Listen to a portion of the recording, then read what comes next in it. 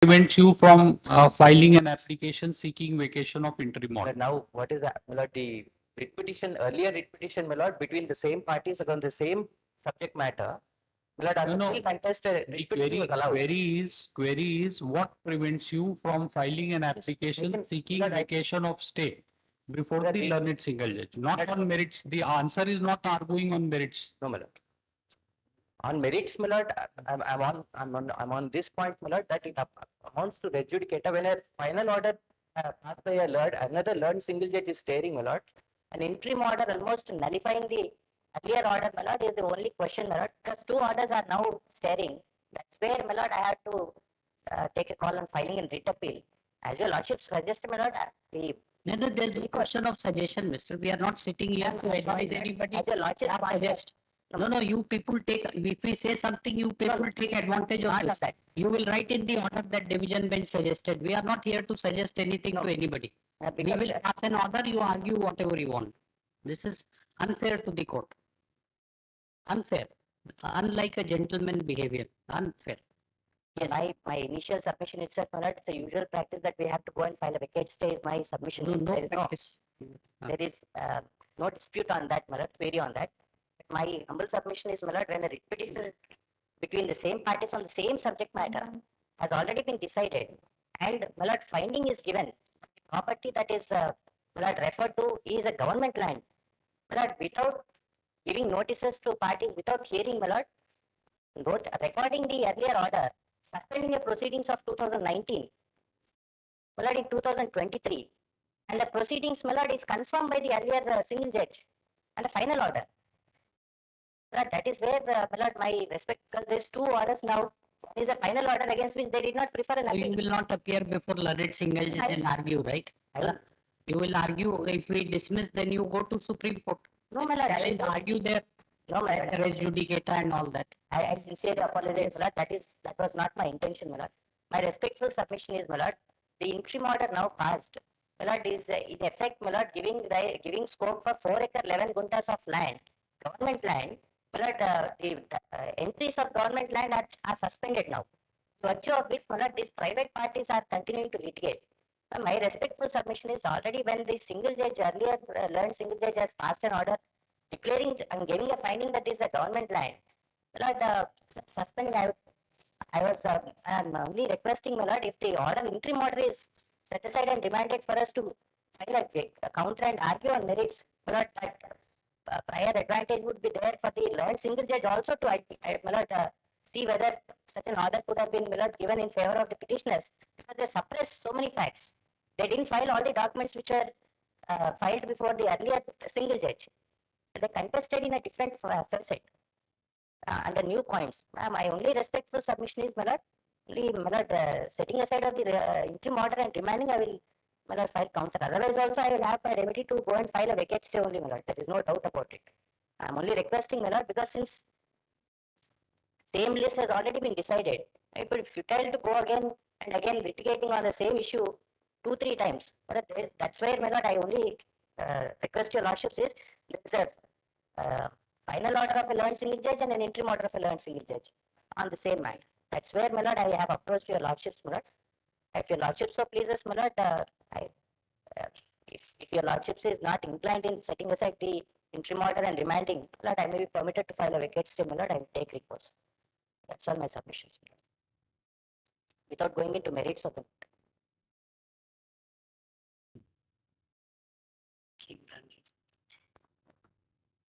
Yes.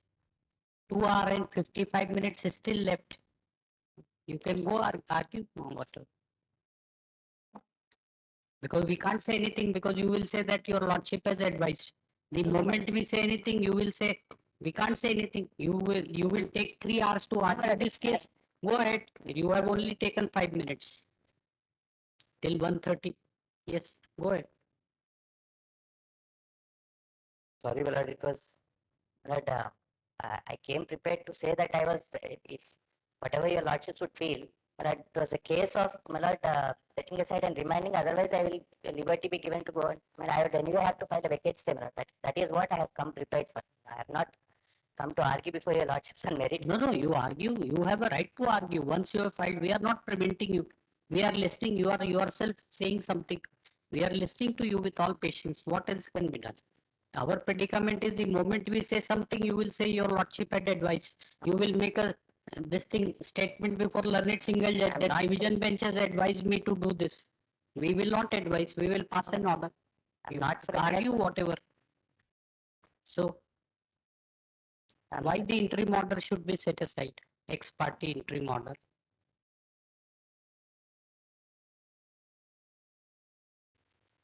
not for a moment, my lord, suggest, my lord, taking a cue, my lord, from saying that your lordships are advised. No, but you, I have, you said just now, Mr. 3 minutes ago you said. I That's sincerely why we are- apologize on that, my lord. My words, my lord, I'm at it, but I didn't, my intention was not. My intention was to say, Our intention is also not to say anything to you. That's why we are hearing. my lord, Go ahead, Mister. This is not the only case in the list, right? Yes, anything else? that's the only ground, my lord. One, I have only Yeah. taken 2 grounds in this, my lord, res judicata, misrepresentation of facts. My lord, and then public remedy is being used for settling private disputes is one other point. That's all. That the 3 grounds that I have raised before your lordships in the writ appeal. Right, but Yes, that's it. your Anything? lordships are expressed, my lord, I am not for a minute, my lord, trying to No, take no, advantage please. or anything, my lord. Please argue whatever you have to say. We are not expressed anything. Yes. We will express ourselves in the order which we will pass. Go ahead, whatever you have to say. See, Mister, you should have the feeling that you have been heard. So we are hearing you. This is an unnecessary conversation, right? Unnecessarily, you are provoking us to say something when we are patiently listening to you. Please argue whatever. But the present writ appeal, my lord, is filed, my lord, challenging the order of the learned single judge, my lord, at page 9. Where your lordships may kindly be taken to page 10, my lord. The interim order.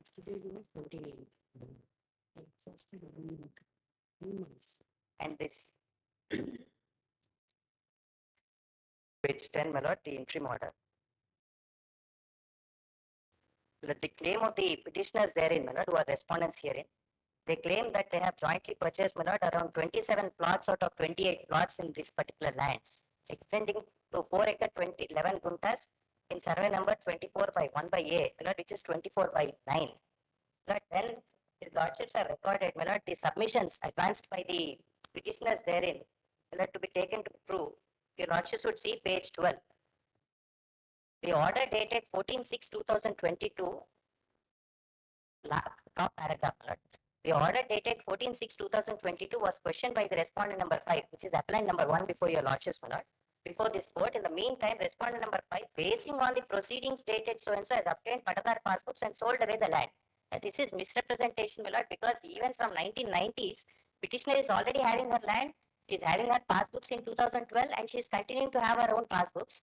And then describing themselves as 14.24 by 4 by 1 and so and so and so and so. They said 3 persons also challenged, but then your lordships would see that both the writ petitions were disposed of by common order dated 6/3/2023, holding that the special tribunal ought not to have entertained the issue at all, since no appeal or revision were pending before this, but being transferred under section 60. And liberty was granted to the petitioners to challenge the proceedings dated 17/7/2019. My lord, this in my respectful submission, my lord, is correct, my lord, because the learned single judge, my lord, while deciding the issue, has said that there is complicated questions of issues, my lord, that have to be decided only by civil court, my lord, giving liberty to the petitioners therein, writ petitioners, my lord, in the present respondents herein, to approach the civil court, not to come back, my lord, before the Honorable High Court. And this 17/7/2019 proceedings, my lord, if your lordships may kindly be taken to page 25. The land, my lord, under various proceedings, 4 acre 11 guntas, has already been acquired by the state. Now that was recorded, my lord, page 25 proceedings.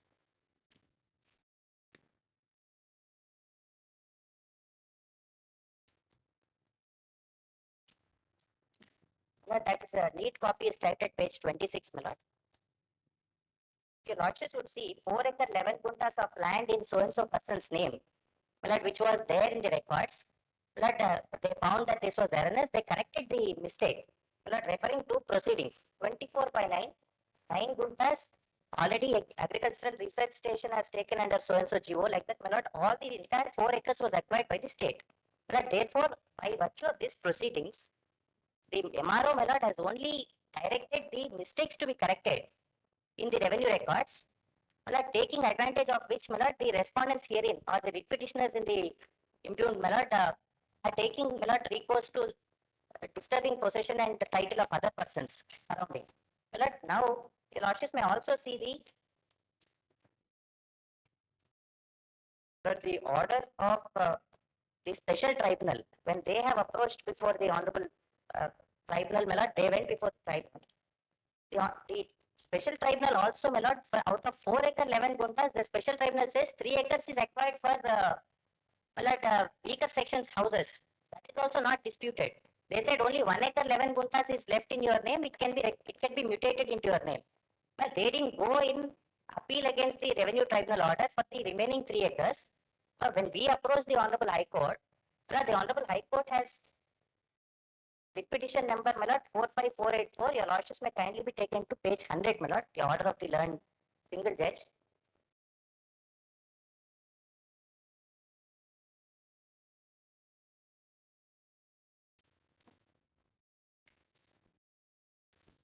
Your lordships may kindly be taken to, my lord, para 38 at of that judgment, my lord, at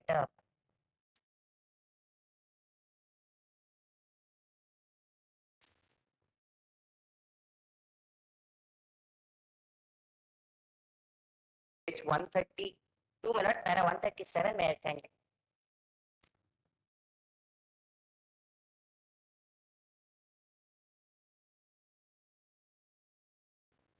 And para 136 also, my lord, I'm sorry, page 131.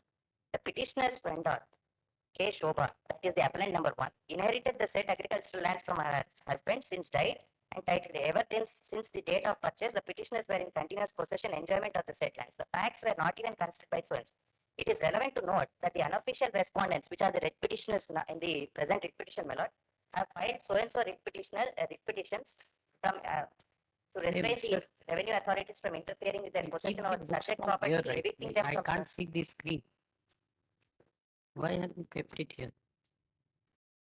In fact, the details of all that, and your lordships may kindly see page. You can keep it with yourself. Sorry, your lordships may kindly be taken to page 133, my lord, para 38. This is in respect of the same extent of land between the same parties, para 38, as discussed supra. There are What happened on 29 September 2023? We are not advising you, but we are asking you a question. What happened? The case was directed to be listed on 29 September 23. What happened on 29 September? And secondly, have you filed an application seeking vacation of stay? No, my lord. We are not advising you. Please, for God's sake, we are putting you Yes. to. Yes. But after we got notices, my lord, after the 20th or 29th, my lord. 19th, they have posted the order, copy of the order. We received it around 26th or 27th. The clients received it on 26th or 27th of September. They approached us after the date of 29th. My lord, thereafter, my lord, we have.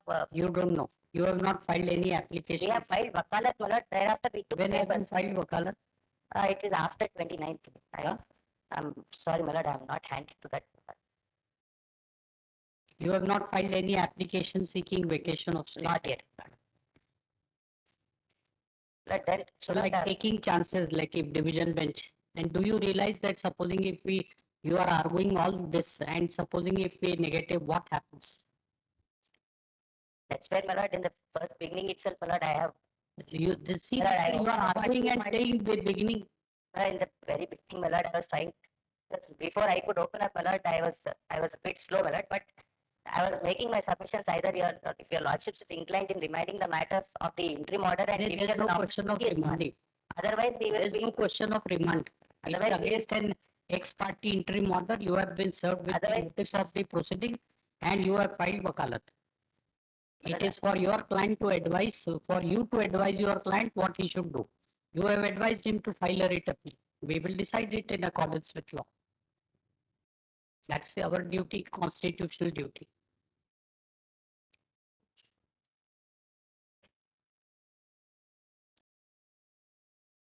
Anything else? But may I only request, my lord, that was the only, in the beginning itself, my thought process was, my lord, if your lordships is only inclined in hearing it, reminding the matter back out of. Why? Otherwise, your No, lordship. every case, the learned single judge, supposing if he grants an ex parte interim order in your No, my favor, lord. right? So we have granted interim order, the state should file an appeal before Supreme Court and say remand the matter. Why? Not on that.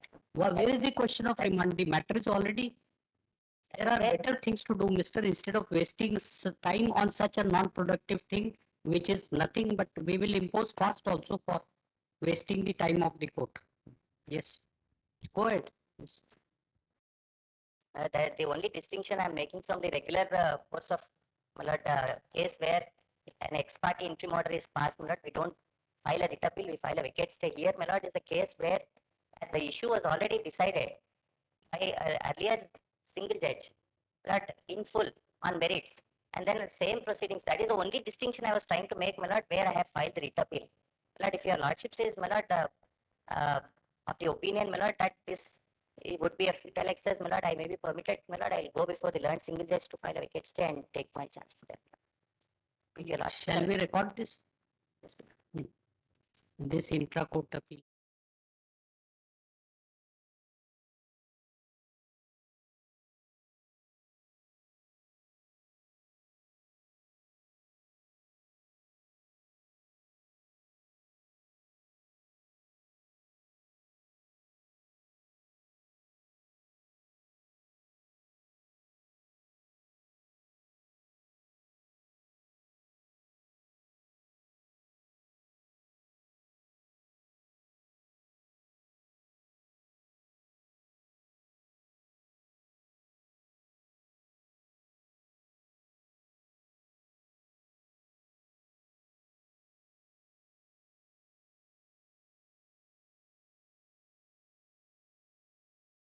I'm obliged.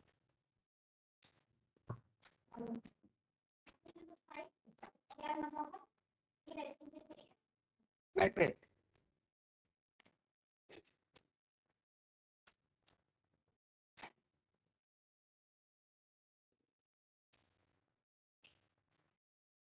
Next. It is a temple villa, but it was not a party, but temple was not a party in the writ petition. Even though the dispute is with regard to the endowment land. With the let's say the judge clearly recorded that one, but the records you are can see page 16 of the Page? judgment villa. Page 16, para 4.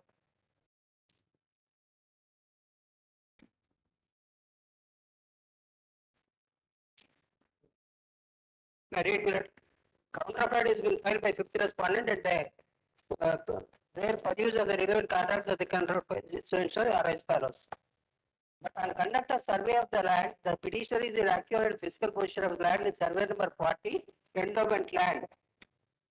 Therefore, the petitioner is not having any right over the land said to be acquired through his wife and is in possession of land in survey number so and so.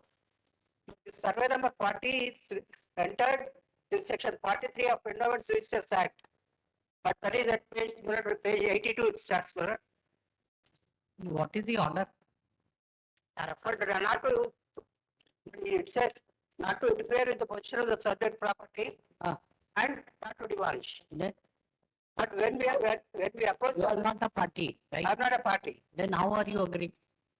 If you have any right, title, interest, institute a proceeding, seek injunction, do whatever, seek his eviction, do whatever. How can this writ appeal? Please explain our. But it is a temple land. It will not. But it will come in the way of way approaching the endowment tribunal also. No. But once section 43 is there, No. under section 45, to delete the entry in the section 43, he has to approach the first writ petitioners. The order is Not to, nobody can do, even assuming that he is an encroacher, he cannot be dispossessed except in accordance with law. That is 68 Supreme Court 620. In India, law does not recognize forcible dispossession of anyone, even if he be an encroacher. It is totally an innocuous order. You can also dispossess him by taking recourse to provision of law, whatever, No. suit for a specific relief under section 6, supposing if you have, whatever. Section 83 of number 7, that we had to approach the tribunal Yes, as we will say that this order shall not be impediment in your way in prosecuting the remedies available to you under the law. Right? Your lordship have observed Yes, that one, Milord. this, If I may be permitted, the revenue has already given me a notice pursuant to this order, to which I have given a reply to the revenue. whatever, we are not saying anything, we are only dealing with mark the presence. But this,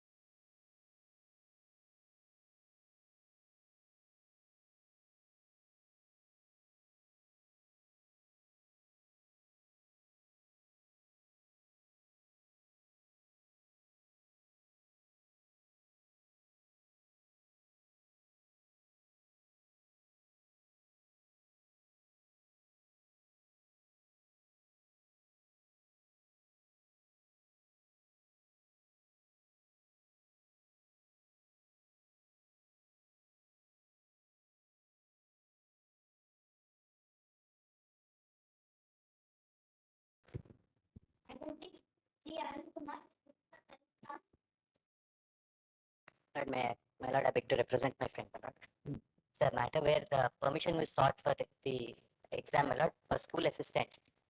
My lord, I'm appointed, we my have lord, your said that lordships it will not be Yes, my lord. precedent. Conscious, your lordships have already said on Tuesday, my lord, that no further persons. No, This it will repetition not was be filed, my permitted. lord, on Monday. Lord, it got, Where is the order? that your lordship's order, my lord, without putting a rider, my lord, is at page 102 of the writ petition material papers. The writ petition was filed on Monday, my lord, and on Tuesday, in my matters, my lord, your lordships put a rider that no further No, person. we will not grant now. We cannot violate it. I'm obliged. Third, this is the order.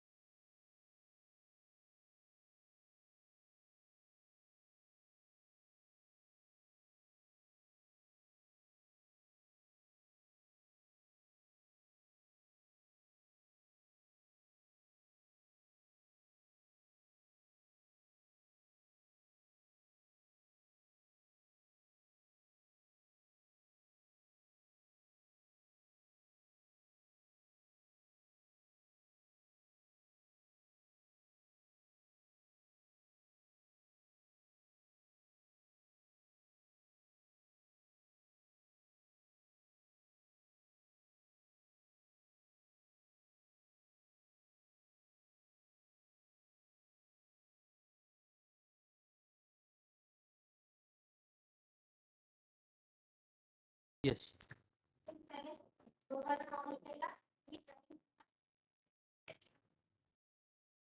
So I prepared a small synopsis for that before I put it in my settings.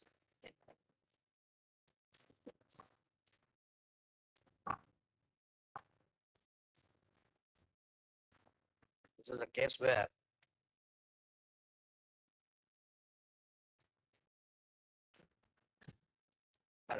the case is the petitioner availed a loan facility of 2.5 crores. And whereas he has paid the total installments of 116 as per the tenure. And in spite of that, the respondent number 3 bank said to have filed claimed an amount of rupees penal It's interest against and an order passed by DRT. yes. Ah. But the DRT always stay is granted, Ah. whereas there So is, what happens to DRAT? It's not working. well, if DRT is not working, I filed a document as well before this honorable court. Why it is not working? Because a resolution is passed by the bar association there. No, you, but that does not bind you. Well, it's even if And we do cannot the- take note of this thing, whether the bar association has right to go on strike. It's, my lords may kindly find at 225, page number 225. That is what So they. you please tell us as an officer of the court whether it's permissible for the bar association and this court in a proceeding to accept this, give legality to the resolution which is contrary to decision of Supreme Court in Harish Uppal. True, Tell my us lord. as an officer of the court, forget about the fact that you have filed the writ petition. But ultimately, the matter is because the issue is, my lords, in a larger interest, may I submit little, whether penal interest can be capitalized or not is the only issue before the court. That you can urge in an appeal. But my humble submission, Devati Tandon. my humble submission is, if the condition is imposed by the tribunal to deposit the certain amounts, whereas my liability is much less than that, even after calculating the amounts as per the Supreme Court You can guideline. apply for modification, bring it to the notice of the tribunal that it is not so. Yes, madam, I'll do that. I'll do that, your lordship. No, this is the problem. The moment we say anything, people say that the court has advised us to file modification. You will write before DRT. The issue High is- Court has advised us to file. We are not- I will, it is not our job. I'm last person to say that, but the logic is, whether No, we penal have been told just now in previous item number 4 that we said that why can't you make an application? So he said court has advised us to file an application. True, Mike. That's the problem. I'm observing that, but the only thing is, I never take into consideration like that, but the only issue is, You argue on your, like, please feel free to argue, we will decide. yes, but your lordship kindly see, I filed the judgment. We only asked, as you seem to be a sensible counsel, that's why we thought of sharing our mind, otherwise we don't speak. Like nowadays, I have stopped interacting because people feel Definitely, take ma'am. otherwise. Definitely, Because if we interact, I always felt that you should know what is going on in the mind of the court, and I thought that you will understand. But please go ahead, argue. my lords, We will pass an order. 1 minute, my lords, You I'm are not the going to take beyond that. Your lordship kindly did see the synopsis what I forwarded before this honorable court. The only question in the entire litigation is only whether penal interest and the charges levied on an account can be capitalized or not. Even that is held in Supreme Court in 2001, Justice Constitutional Bench. It is negative. Penal interest and penal charges cannot be capitalized.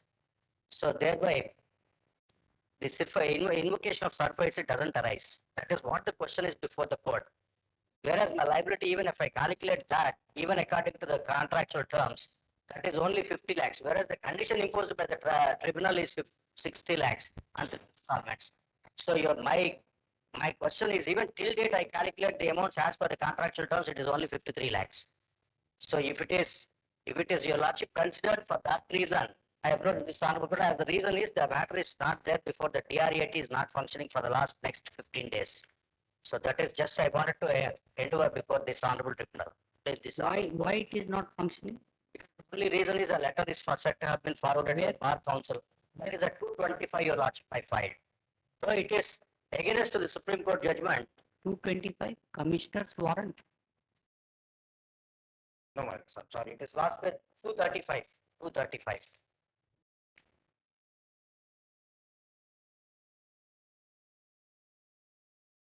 But you can also understand the festival of Dasara and Deepavali in Bengal. That is over. My lord, but the resolution is saying so, my lords.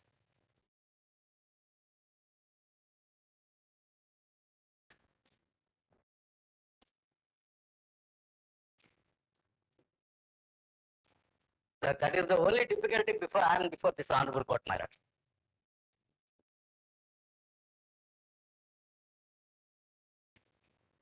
No, this does not prevent your No, my life being taken up. It's true, we can file an appeal there, but only thing is it cannot be heard. That is the whole problem, my lord. Right, In the yes, meantime, 5 weeks granted citing. No, resolution passed by a bar association cannot take away the jurisdiction of debt recovery appellate tribunal. Yes, my lord. Yes. But the whole problem is when the CP is also not available while filing an application for urgent basis, my lords, my entire difficulty would be I will be nowhere.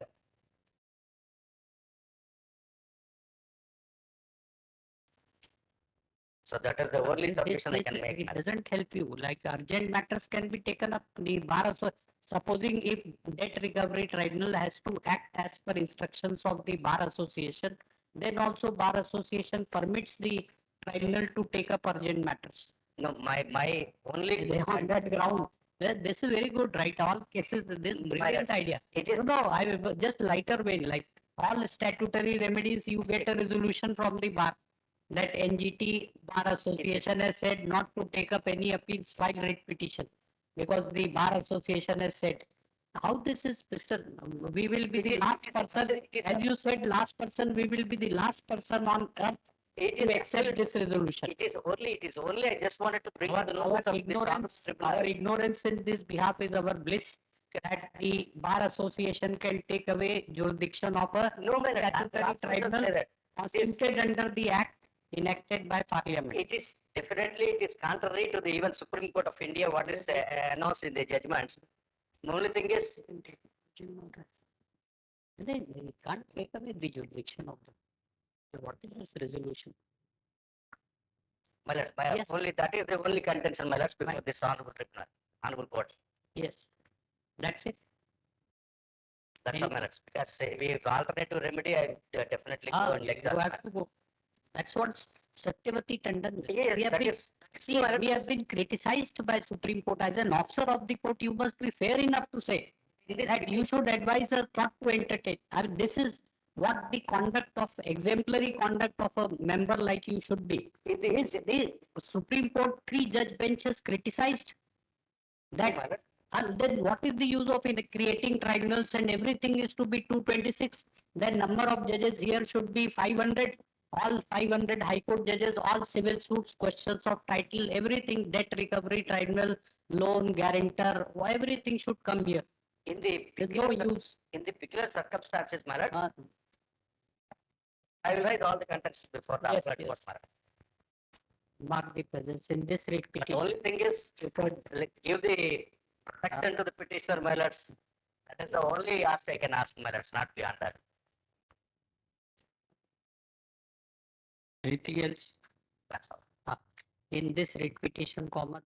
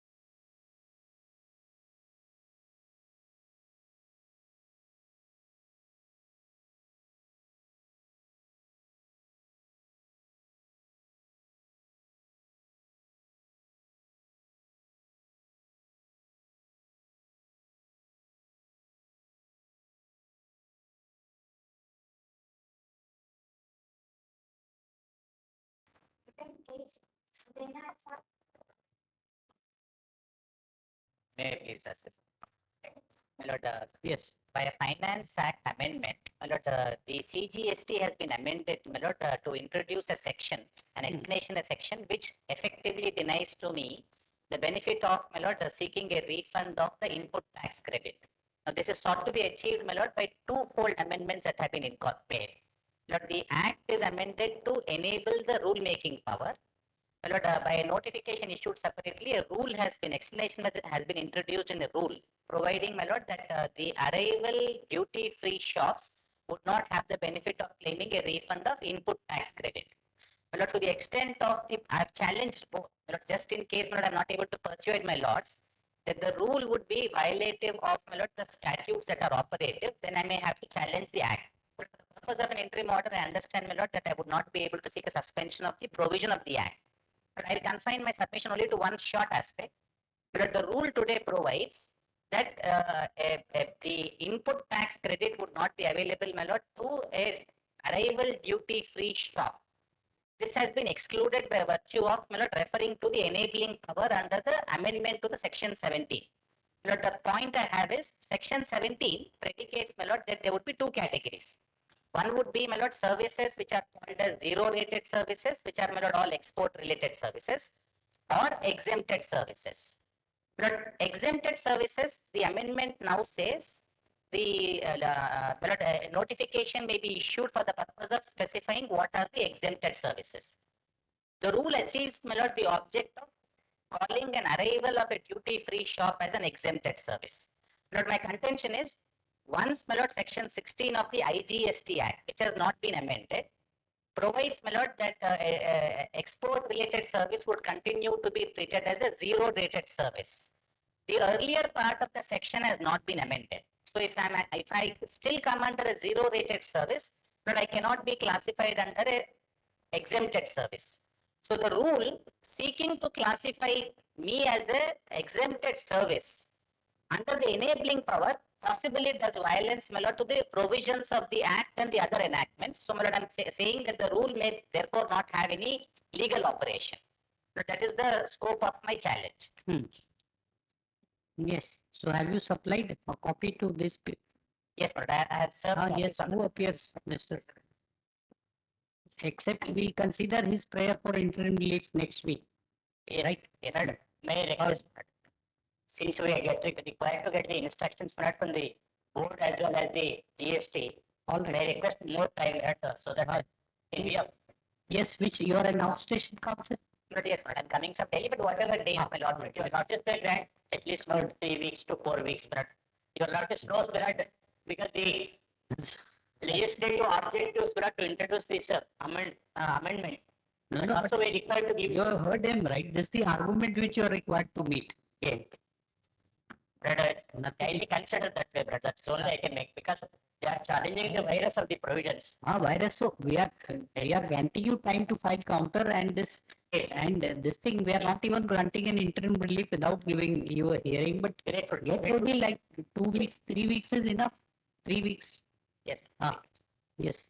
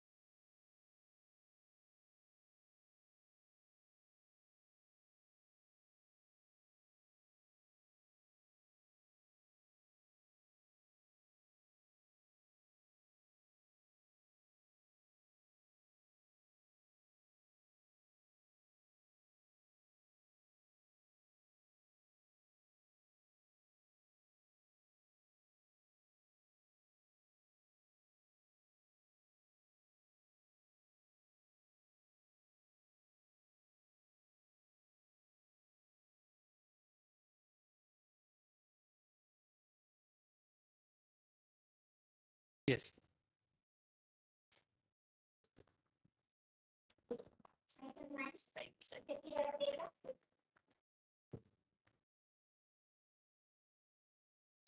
Yes. But there's an office objection to the filing of the maintainability of the. CRP. yes. Yeah, that's right. Would not an appeal lie under? I'm coming to that. I'm coming to that. We are asking, right? That's right. That's right. My lord, section 37. Give Madam Commercial Courts Act. Section 37 of the Arbitration and Conciliation Act. If your lordship has got. Arbitration Conciliation Act, Commercial Courts. This is not an order passed by the Commercial Court. No, it is an order, but my lord, what are appealable orders? My lord, is contained in section 37 of the Arbitration and Conciliation Act. May I just stop your lordship No, once? but this is a CRP. And that- CRP is what writ petition, right? Here writ petition under Article 227 Correct, is registered as CRP. correct, correct. So in any case, if you are trying to contend that, I don't know. No, We don't know if. Just for 1 second, my lord. Can we come to section 37 of the Arbitration and Conciliation Act?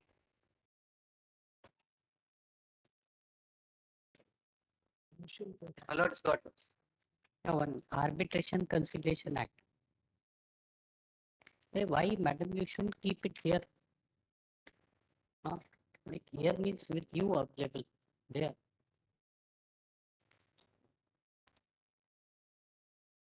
What is the order?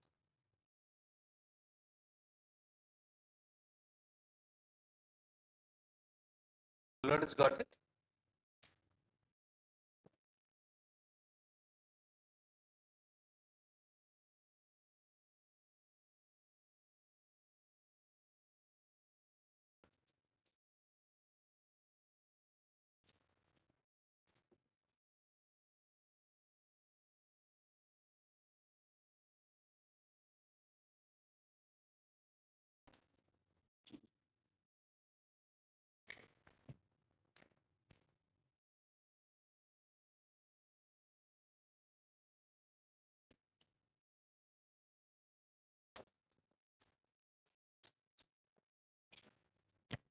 Section 37.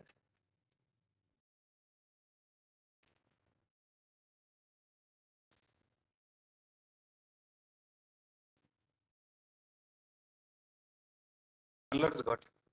An appeal shall lie from the following orders and from no other orders to the court authorized by law to hear appeals from original decrees of the court passing the order, namely refusing to refer the parties to arbitration under section 8. Here, this is not an order refusing. Here is an order directing the parties for the arbitration.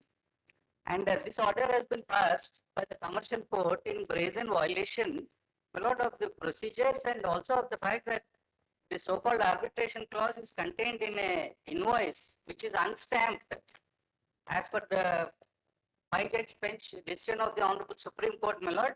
If any agreement is there on unstamped paper, it cannot be looked into. No, this order has been passed under Arbitration Conciliation Act and not Commercial Courts Act.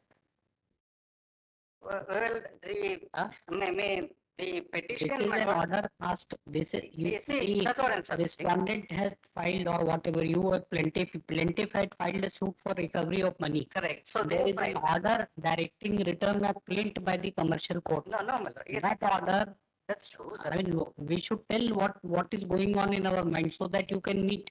You are referring to section 37. According to us, that order is applicable under section 13 of Commercial Courts Act. No, my lord, what is happening? Because it is an order falling under, it is an order applicable under order 43 rule 1 of the Code of Civil Procedure as provided under 13(1)(a). My lord. That's what you Your don't know how it No, applies. your lordship is right on that. Just give me 1 minute. My lord, what about the difficulty But here? in any case, it's a writ petition. Oh, yes, please go ahead. Now, what is the point? I mean, how this writ is maintainable? I'm coming to that, my lord. The whole thing was Give Commercial Courts Act, madam. the defendants I filed. have passed an order saying that here also. In Karnataka also, I passed an order. Yes, My lord, the defendant, my lord, has filed a petition purportedly. in it's the a order- commercial suit, right? It's a commercial. Commercial suit, Correct, right? correct, correct, Huh? correct. So The provisions of Commercial Courts Act would be governed. It This will is cover. an order, then is that order directing return of plaint is not applicable under 13? Please see 13 of Commercial Courts Act.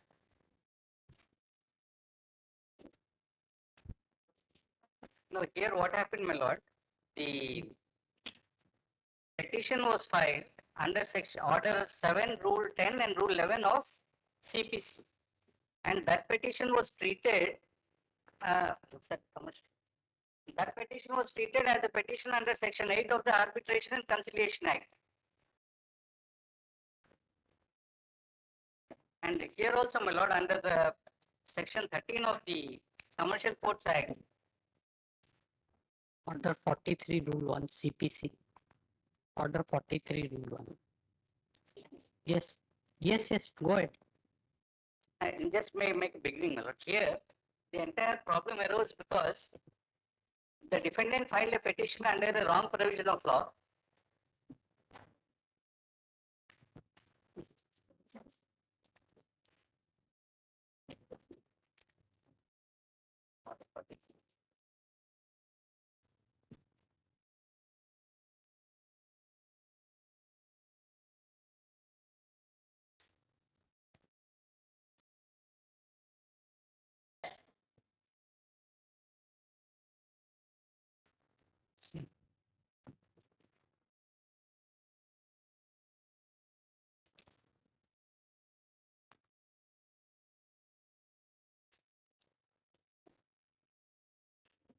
Allowed parties are referred. Return the plaint. An order under Order 7 Rule 10. Passed by Commercial Court. He doesn't understand 13. I don't know why he's not trying to understand or not understand. What? Yes. See, my lord, the difficulty arose because the defendant filed a petition under the wrong No, no, provision. please answer this query. We have one simple query. Yes, According to us, an order which has been passed, which you have impugned in this petition under Article 227 is an order passed in a suit by the Commercial Court directing return of plate. That order Section 13 provides that that order is applicable under Section 13 of Commercial Courts Act. Because it is against that order, an appeal is provided under Order 43 Rule 1A in the usual courts under the CPC. Therefore, by virtue of proviso to subsection 1A of Section 13, the appeal lies. It's simple, right? very well, but what happened, my lord? In the body of the order of the trial court, my lord, the order refers that the parties are referred to arbitration. The lower court, the commercial court has treated it as a petition under section 8. If your lordship kindly sees the order, the entire order proceeds as if it is a petition under section 8 of the Arbitration and Conciliation Act. The entire discussion is only on section 8. What is the operative portion? Plaint has been directed to be returned. That's an order under Order 7. Very well, my lord. I'll file an appeal under the Commercial Court side. In this writ petition filed under Article 227 of the Constitution of India, the petitioner has assailed the validity of the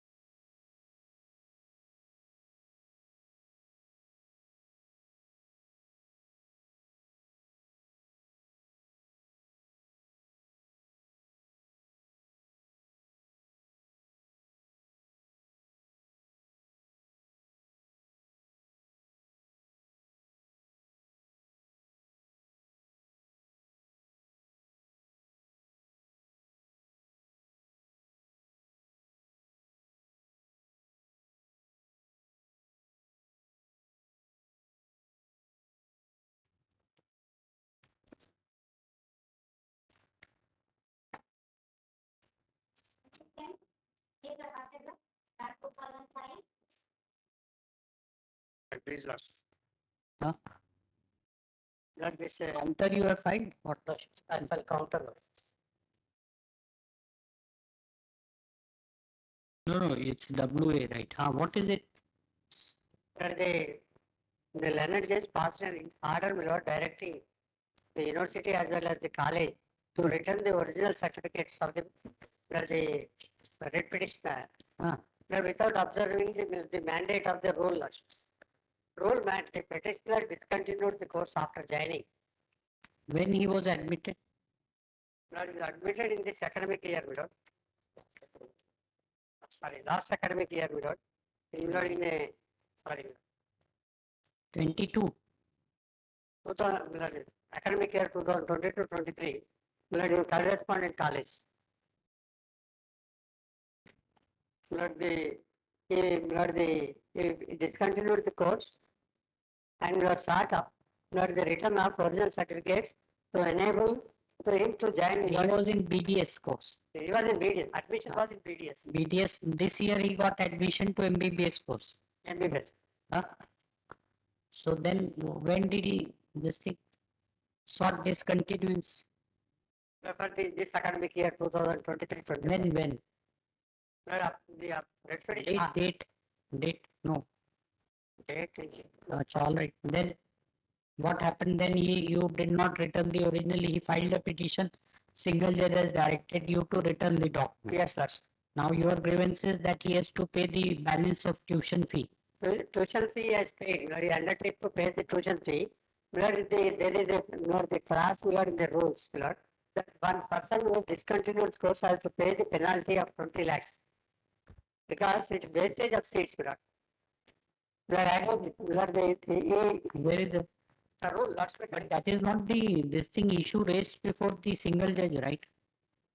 Let's kindly see, the single judge. The order has been virtually passed, not exactly consent, but you said that subject to payment of this thing. Please see the order. How does it read?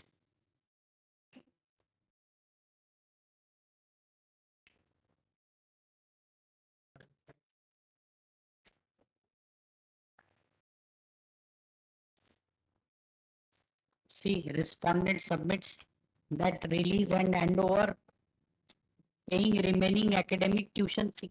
That he undertook to pay the tuition fee to the college.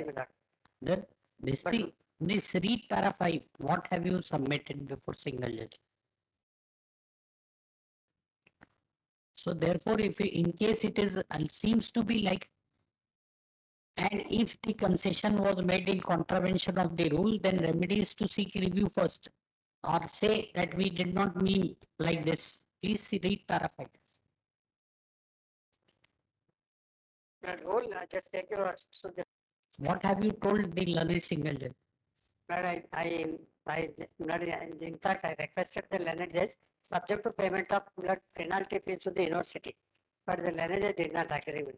No, but this is file, please file review. But the time was also not granted to file counter. Yeah. But you did not say that I want time to file reply. Counter. Dispose of the writ petition when the contempt was filed. Contempt was filed immediately. This remedy would be to.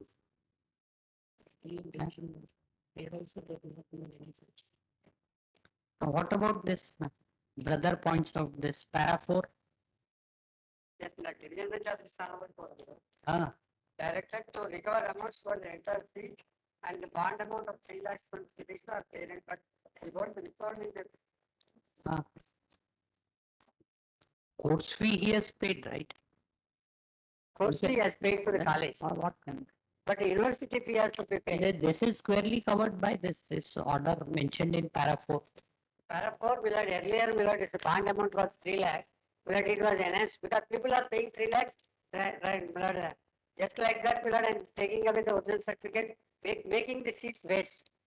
No, but what to the division bench decision? Rule was amended. Now, rule was amended, increasing the penalty of 20 lakhs.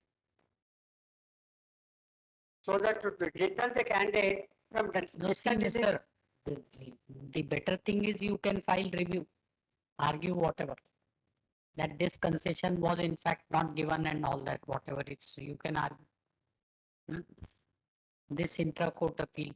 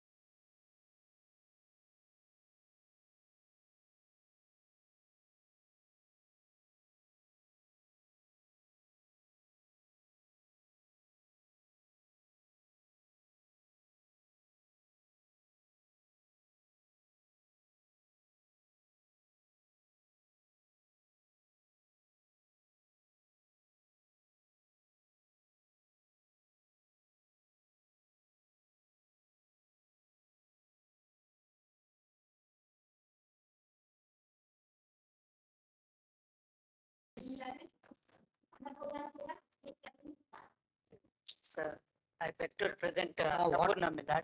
Early We have date. filed for to fix early date of hearing writ appeal. Arre, this is 23 matter, Mr. But Prabhakar. petitioner is at the age of 83 years old. He Oh. is fight struggling. Why for he the came, pension. why he came to the court in 2023? Primary evidence, secondary evidence, no evidence is available. Ah. But, Not for independence are total and granted 20. independence. He Right. is fighting for No, Mr. Prabhakar, we are sure that. it is pension not- blood. No, I am sure that your client did not fight for, participated in the freedom struggle Yes. to get pension. He No. was never that old age, he would be filing But, writ petition in an independent India, right? He doesn't have any children, Milad, at the No. age of 80 years, 83 He, years. he doesn't need money. 83 years. But livelihood, Children, Milad, right? survive his daily livelihood, Milad. Lordship may fix any early date, Ah, Milad. 83 years old. Milad. 83. Yes. New year will be auspicious for him. And your Lordships can. Because by we want to give priority to old matters. We are not fixing any this thing, new cases, right? But Yesterday, day before yesterday, you will be happy to know, and we felt rather happy that we decided a 1989 writ petition. Our registry did not even know that such cases are pending. 89, 2000, 97, all those cases. being a senior citizen for the past 30 years, Ah. requested but the you are- government to provide the, so he is having primary, secondary. evidence also. Is not entitlement, you have to pay him regulars. January. But you did not express any happiness on this, that 89 writ petition was decided by this court. Writ petition pending since 89, Mr. But 2005 and 6. 83 years old, Milad. Ah, yes. Lordship may comment. January sometime. Complex. Which date? Your Lordship. Second week of January. Pongal. Complex. Pongal. Let him celebrate Pongal thereafter. Huh? Yes. Yes, he will get pension and he will get it all arrears if you succeed. Last occasion. No, Mr. Prabhakar, but please do this thing. If you want early hearing, please prepare at least a date-wise list of events. Yes, Milad. I have already. This only shortens the time. Yes, You will, Milad. Synopsis tell us I can submit. that he was born, then he participated, then would this happen, then it must be Yes. 83 old means this must be third or second round of hearing. Second. So all these particulars, what he filed, what happened, Yes. Meanwhile, this- synopsis I can submit to this. date wise. Yes. One page your submission. After form, I would No, one page your submission, 1, 2, 3, 4, 5, that's all. 5 submissions are enough. Enough, right? Yes, 5 are enough. Yes, Yes. which date, Madam, January? You have this thing, Yes, sir. tell a date, any date, agreed date, Mr. Yes, Milad. Any date after Pongal vacation. So any, what date you, we are 20 giving, January 20, Milad.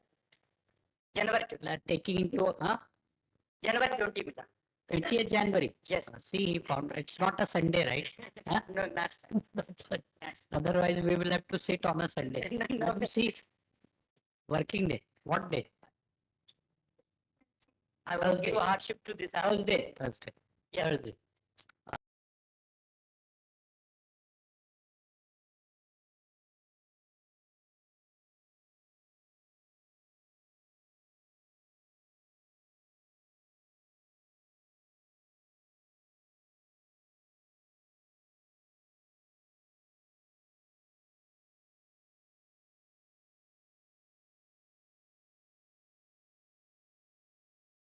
I'm deeply offended.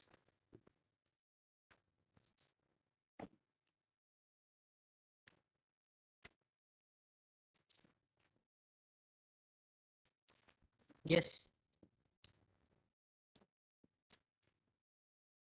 Yes, madam.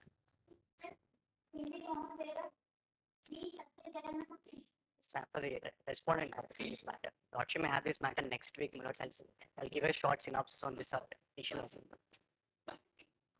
You also know, right, what is. Yes, my lords, a MSME order, my lords, has been Ah. set aside by the court Then- in the writ petition, my lords. Like the only- Without jurisdiction, right? He was not amenable to provisions of the act, not a registered supplier under 2NN of this. My lords, that I can show, my lords, because my lords, only the certificate of latest certificate was filed, my lords. It was the supplier since MSME since So 2013. this is second time, right? Now don't seek an adjournment. Learn it counsel for the appellant once again.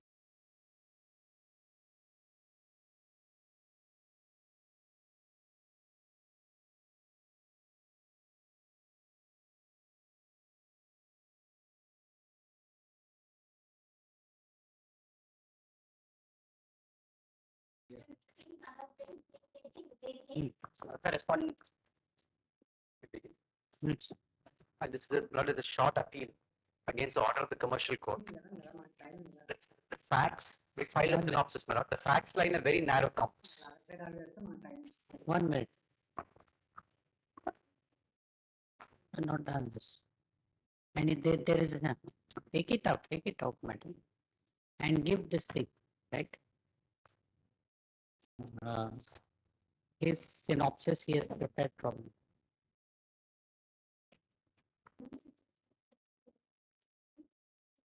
Harry, just take it off. What is the?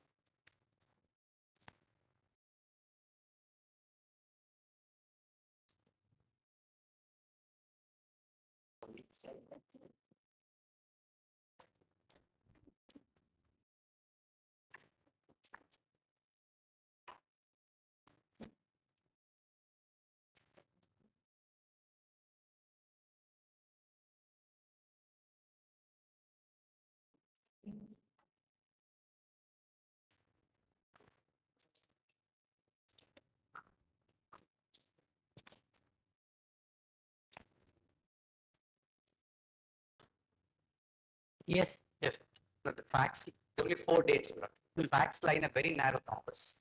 The petitioner is a professor of physiology, my lord. He writes books and his books are mandatory reading textbooks for all first year MBBS students. So for the last 7 editions, he has been writing a book on physiology. 8th edition, now the dispute concerns the copyright for the 8th edition.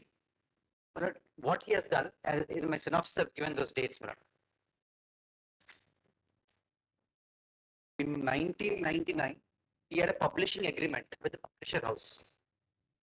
30th January 1999. That was his original publishing agreement. In 18/4/2015, he entered into an agreement for subsequent editions. Even before the subsequent 8th edition was printed, he terminated the agreement on 16/11/2022. After he terminated the agreement, he published the 8th edition. Now, the publisher has filed a suit before the Commercial Courts Act saying that already have a copyright in the 8th edition, so therefore I should be injuncted from giving it to any third party. I gave a shot, and in the interim relief, he specifically sought for interlocutory injunction. I'm making only 3 points. Number one, in his interlocutory application, he has specifically said his injury can be compensated by way of damages. And he has even quantified the amount of damages. So once you have quantified your injury by way of damages, the question of granting interlocutory injunction would not arise. That's my first point. My second point is that I have terminated his assignment agreement. In his suit, he specifically says, I am not challenging the termination. He files a petition under order to Rule 2, reserving the right to terminate, but it does not challenge the termination. So my second submission is that failure to challenge my termination means that my termination is valid as of today. Once my termination is valid and it goes unchallenged, you could not, the court will err in granting the injunction. And my final point, my lord, is that the learned trial court failed to take into account Section 18 of the Copyrights Act. The Copyrights Act, Section 18 of the Copyrights Act says that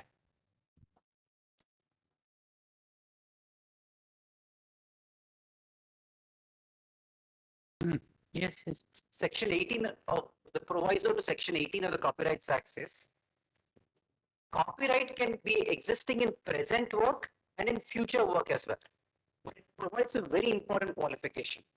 For future work, the copyright will come into existence only when the future work comes into existence. So, as an illustration, if author Why, 1 minute, why these people are standing? There's no place to sit. See to that says seated. Yes. Section 18. 18. Hmm.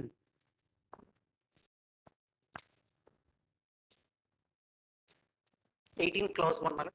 Just the owner of a copyright in an existing work or the prospective owner of a copyright in a future work may assign to any person the copyright either wholly or partially, and either generally or subject to limitations, and either for the whole term or any part thereof. But kindly see the proviso. Provided that in the case of assignment of a copyright in any future work, the assignment shall take effect only when the work comes into existence. Please note the phrase, Malad. The assignment shall take effect only when the work comes into existence. In my case, even before I wrote the 8th edition, I terminated the agreement for it. So in other words, even before the future work was the 8th edition, Malad. I entered an agreement prior to that. I terminated the agreement immediately. So there could not have been an assignment of a future work when I had terminated the copyright. So the trial court failed to take into account the provision. Yes. And my last submission, there's a famous judgment of Justice A.P. Sen when he was sitting in the Madhya Pradesh High Court, which has been followed by the Bombay High Court across the country. When an author enters into an assignment agreement, questions often arise, is it an assignment or is it a license? Justice A.P. Sen gave the test. If the assignment agreement provides for royalty or any subsequent obligations, then it's not an assignment, but it's a license. If it's a fixed amount, it's an assignment. This is the dividing line which has been used. But that judgment has become the locus classicus and followed everyone. In my case, the copyright agreement provides for royalty and the payment is the payment of royalty. So therefore, on a construction, it would largely fall into the issue of license agreement, not an assignment. So since it's a license, the author can always terminate it at the same time. Now, the reason why I'm standing before your lordships today is that this textbook is mandatory reading for every student. We have, the author frequently updates it. Today, some students are getting the 7th edition, which is, in other words, they're updating themselves with the older version of the knowledge, and some students are getting the 8th edition. Because of the trial court's injunction, I'm unable to give the latest version of the edition to all the students for MBBS. Lordship, I kindly imagine, some students in the class have the older version of the textbook and the newer version of the textbook. In the plaint itself, Lord, kindly see his the application. He has filed for interlocutory relief. Kindly see page 60, page 55. It starts at 55. And the relevant page is, this is a petition for interlocutory relief at page 68.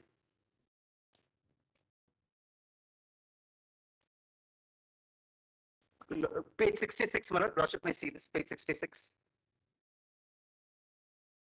14. I submit that the actions of the respondents caused and is continuing to cause monetary loss to the petitions. When he's specifically saying it is causing monetary loss, Lordships is well aware this is a quantifiable remedy, and the trial court ought to have granted. This could have been. This is not a case for granting interim injunction. When you yourself in the petition say that I'm suffering more, and he has quantified the loss also, Manoj. At the next page, page 68.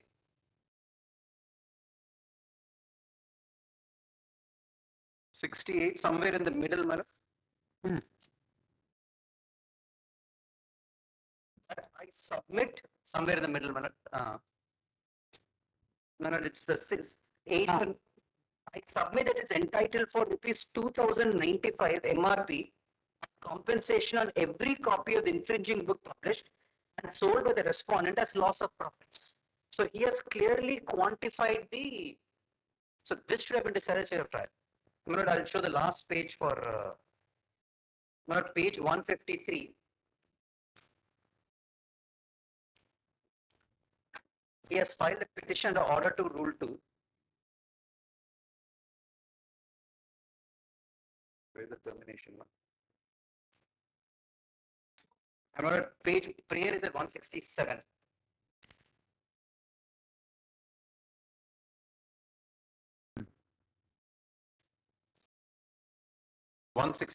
Last sentence. In view of the urgency in the present suit, the plaintiff is seeking only the aforementioned reliefs. It is submitted the plaintiffs herein reserve the right to further seek further relief, including but not limited to declaration, specific performance, or enforcement, mandatory injunction if need be. They have specifically not challenged the termination.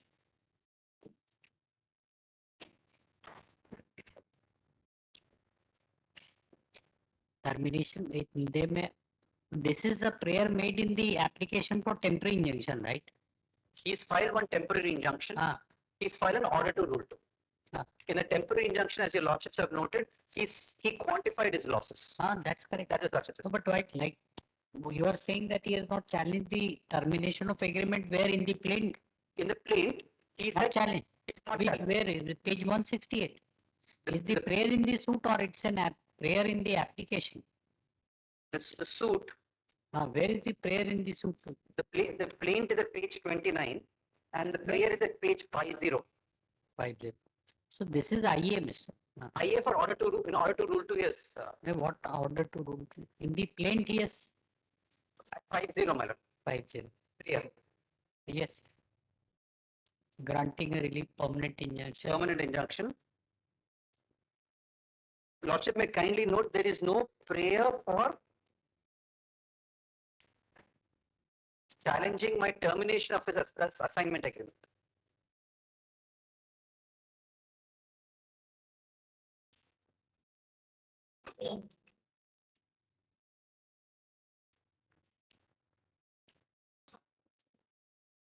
So it's a suit for basically injunction, damages and rendition of accounts. So when he has, when he has specifically said his damage can be compensated by way of damages, when there was no occasion for the honorable court below.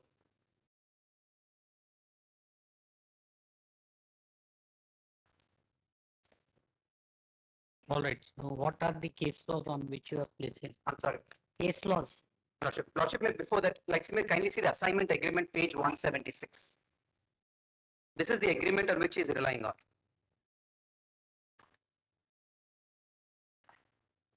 176. I've typed a clean copy. Yes. Lordship may kindly see clause 1. The author hereby transfers and assigns all IP rights, including copyrights, to the publisher in respect of work concerned during the legal term of the copyright, and all copyright conferred, Lordship may kindly mark this, presently or at any future time. So before the future edition was published only, terminated the agreement. So logically, he should have come and challenged the termination. He did not challenge the termination. So therefore, the termination stands valid. My lord, kindly see then clause 5, page 177.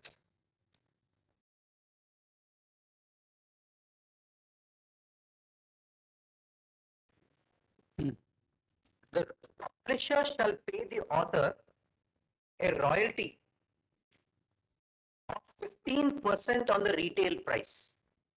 Now, this is what I'll show to your lordships, the judgment of the Madhya Pradesh High Court. Moment there is a royalty, then it takes the character of a license and not an assignment. If it's an assignment, it is usually be a fixed sum. If it's a royalty, then it's the nature of a license. If it's a license, the copyright rests with me. Lordships, the short, I've given a short case law compilation.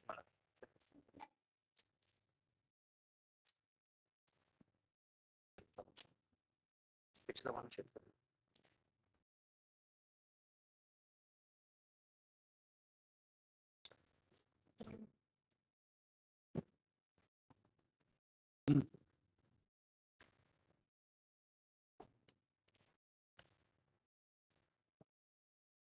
Page 116, madam, sir.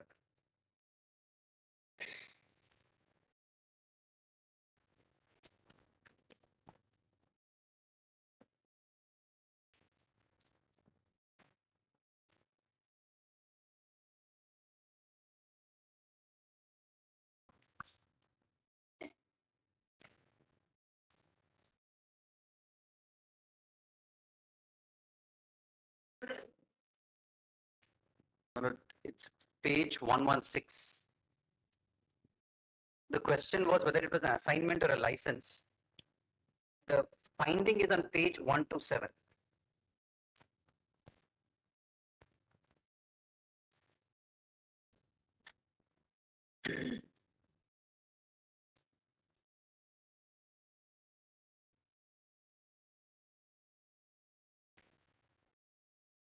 One to seven on the left hand side, the last paragraph.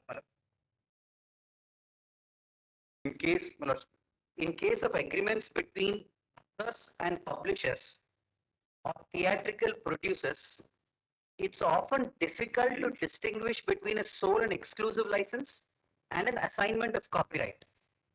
Where the agreement between the author and his publisher contains no express term as to the copyright, if the consideration is payment to the author of royalties or a share of the profits, instead of a sum of money paid down, the inference is that copyright is not assigned, but that a sole or exclusive license is concerned upon the publisher. So the principle is, if it's royalty, license, no fixed sum, assignment. Well, the finding, the learned judge's finding is at the just above paragraph 23 to 28 on the right hand side. It seems to follow just about that. Whenever there are continuous obligations on the part of the publisher, for instance, the payment of royalties to the author, the tendency of the courts is to construe the agreement as conferring upon the publisher a conditional license rather than giving him an equitable title to the copyright. This principle, my lord, I won't read the other judgments. This principle of Madhya Pradesh High Court, my lord, has been followed consistently in all IP cases, my lord. Lordship may kindly see my index, my lord, to make it easier, my index of my cases.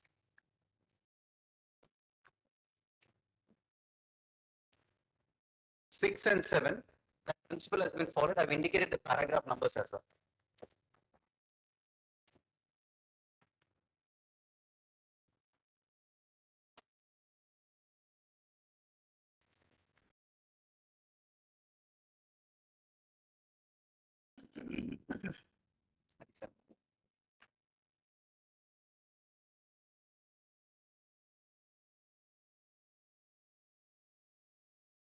Yes. The next point, my lord, it's page number 1, 2013-15 SEC 27, at para 37, at page 12.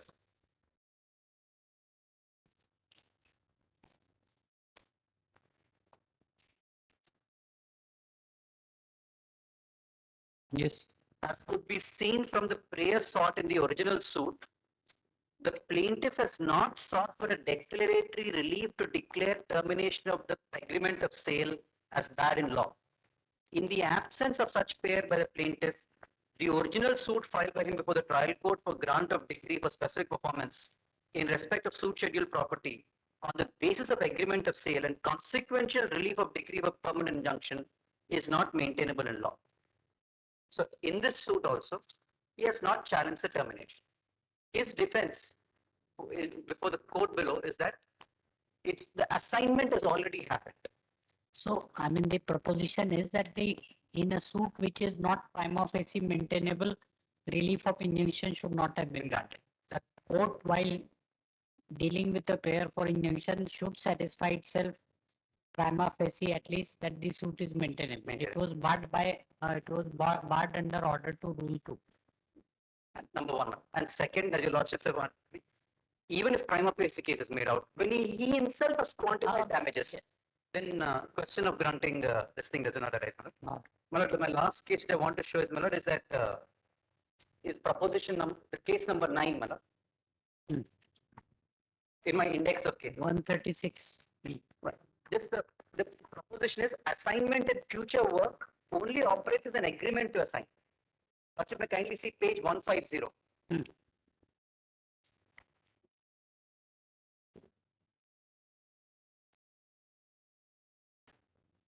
Yes. There are two types of agreements. One being assignment and the other being an agreement to assign. Lordship may kindly know.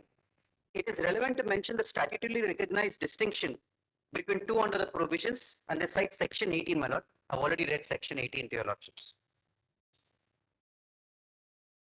Lordship may kindly see paragraph 70.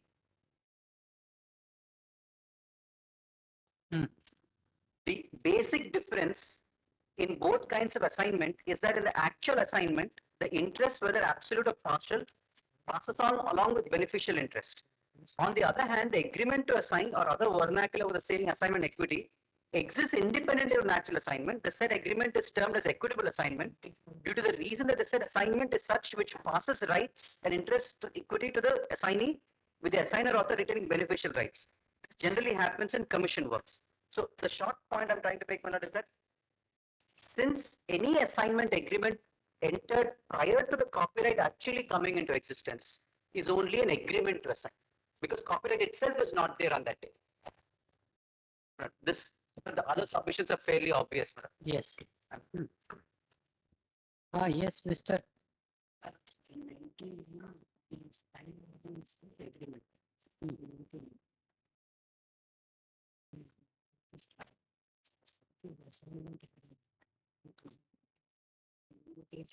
To be considered as sale, not from the intention to be sale. That is one which basic from this regulation. This is a very challenge. Then, we continue to issue.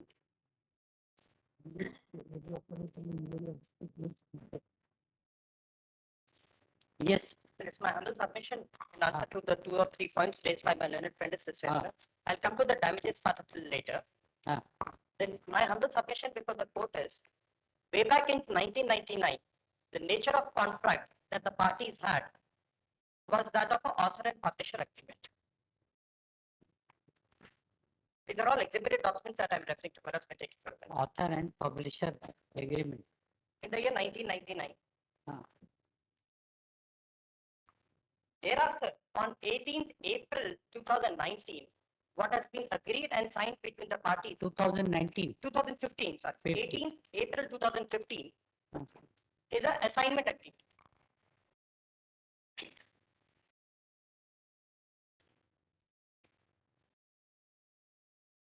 Editions 2 to 5 were under the author-publisher agreement, and editions 6 and 7 were under the assignment agreement. That's specifically pleaded.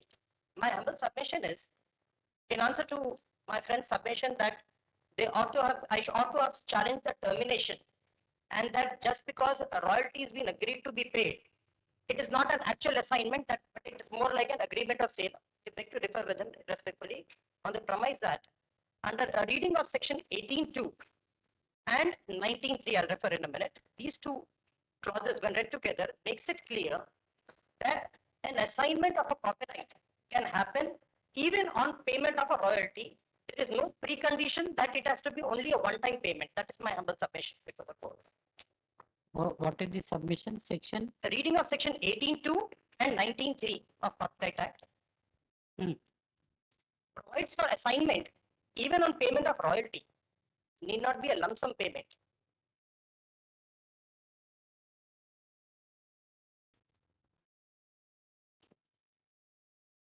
For my benefit, I wish to refer to these two sections with my lord's kind permission.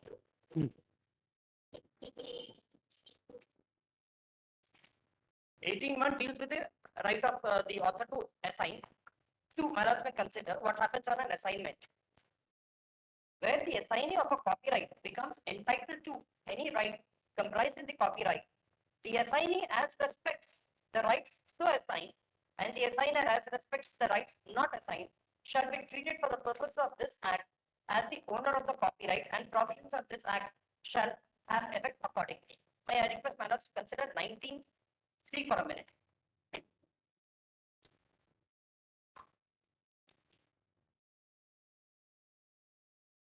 My lords, kind permission. 19.3. Assignment of a copyright in any work shall also specify the amount of royalty and other consideration payable to the author or his legal heirs during the currency of the assignment, and the assignment shall be subject to revision, extension, termination on terms mutually agreed upon between the parties. That is the situation. Now, in my case, my learned friend has also already pointed out clause number 1, clause number 5. Subject to what he may say and subject to referring the clauses, there was an absolute assignment in this contract of 18th April 2015. There were no rights reserved by the author.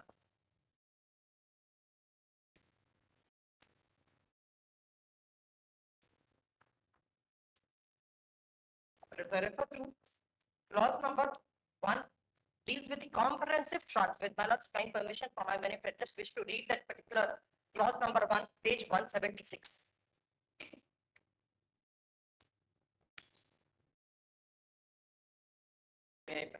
Yes.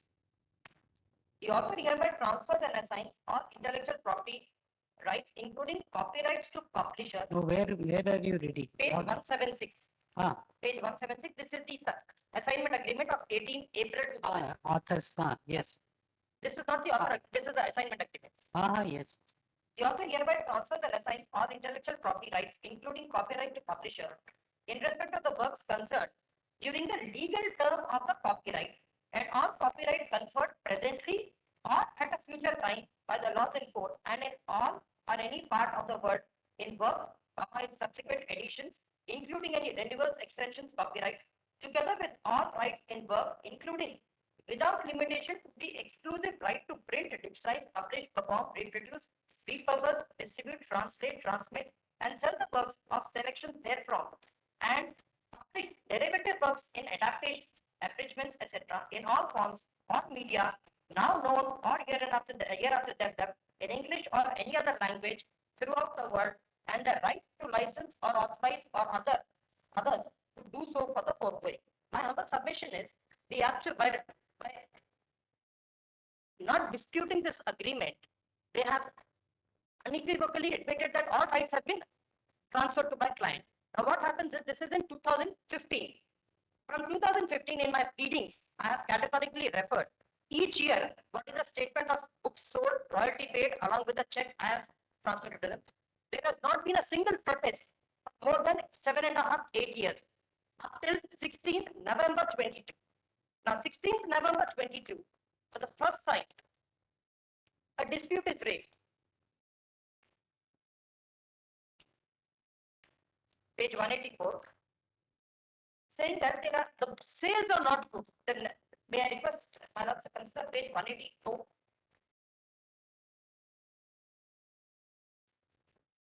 Now here also my lord may consider, he categorically says on page 184 in first two paragraphs that he did sign the initial agreement of 1999 and the second agreement of 2015. He does not dispute that these documents have been obtained under duress or otherwise. Now let us consider page 185 for a minute. What is this grievance? Breach of contract. It was agreed in the agreement that you would render a proper account of sales of the book every year, which has never been done properly since the beginning of a relationship. Since the inception of our engagement, you have never rendered any account of sale or royalty and have always deposited royalty on lump sum basis and only after my demand. Since the beginning of engagement, royalty has never been paid on time, and I had to make various reminders to get the royalty on the books sold without any account statement to corroborate the number of books and so on.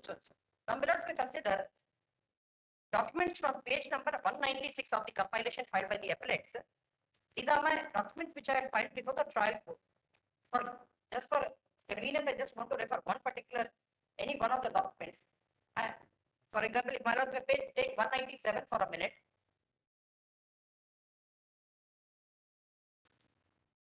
Other letters are also more or less similar. I've written a letter to them saying about royalty account settlement. This is with reference to subject mention. Following are the details. So in the book, so many copies, price so and so, commission at the rate of 15%, total amounts so and so. We are wire transferring the amounts. Receipt of amount is not disputed. With this background, my lord, straight away a termination notice is issued. My first submission before the court is, after the rights have been assigned to my client more than 7 or 8 years late, and in a copyright agreement subject to correction, my lord, there is no mandatory requirement for registering a copyright assignment agreement. So once the rights are assigned to me, just because the author is not satisfied on certain parameters, my humble submission, he does not get a unilateral right to terminate the contract. Now, while in 16th November 22, he did not dispute that the documents have been obtained under, rather he did not contend that the documents have been obtained under duress. In the written statement, and the counter plea has been taken by misrepresentation. That this, you have not challenged that action in the suit, right? Prior termination of agreement. Termination, I have not challenged, subject to my lord's view.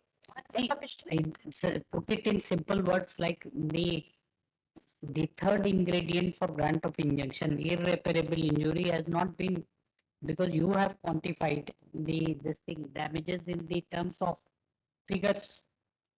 I'll clarify that part. My humble submission it's like, with permission of the Honorable Court, I'm taking an example. If there is a sale deed, once the rights up, sale deed requires a registration, copyright agreement is not mandated to be registered. Once the rights are transferred to me, unpaid seller concept under section 55 of the transfer of property, assuming the author here say that he is not satisfied with the certain aspects, once the rights have been assigned and transferred to me under document of 18/4/2015, there is no question of he getting a right to challenge or terminate it just by issuing a notice and me having to go and challenge the termination. My humble submission is, assuming for a minute there is a breach of contract, remedy under section 31 and 34 of the Specific Relief Act.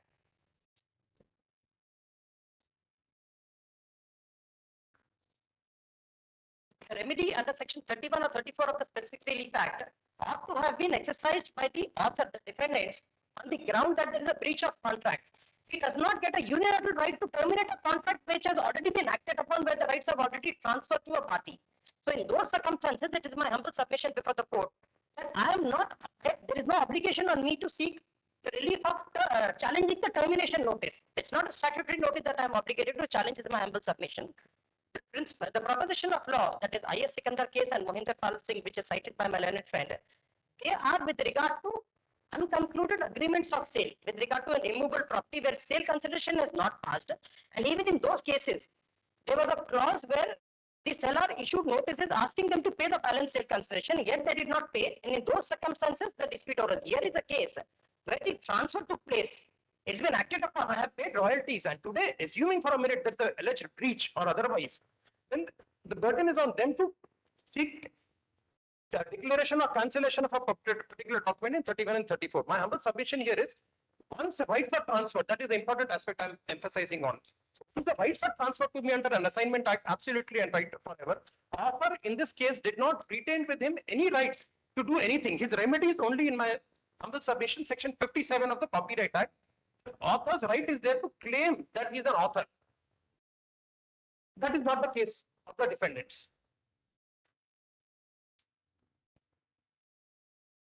So once the rights have been assigned, we don't have the obligation to seek termination. It is for them or to have question. There's a, of course, that is with regard to immovable property. Miller's Anantala Sudhakar judgment 2008 Supreme Court that dealt with when a party is threatened, when he may sue for declaration, when he may sue for injunction simpliciter. Here it is my case that under this document, once the rights have been assigned to me, I continue to be owner. He has no right of unilateral cancellation, and much less he does not, by issuing a notice of 16th November 22, he does not get a right to start publishing with some other person. That is one submission. Coming to that aspect with regard to quantification of damages, my humble submission here is, what I had quantified and claimed is only for the number of copies that have been left unsold with me. My lords may consider prayer number B and C for a minute. Page 50, if I may draw my lord's kind attention. First prayer is, I need not read 50. 50 of the paper compilation. That is the suit prayers.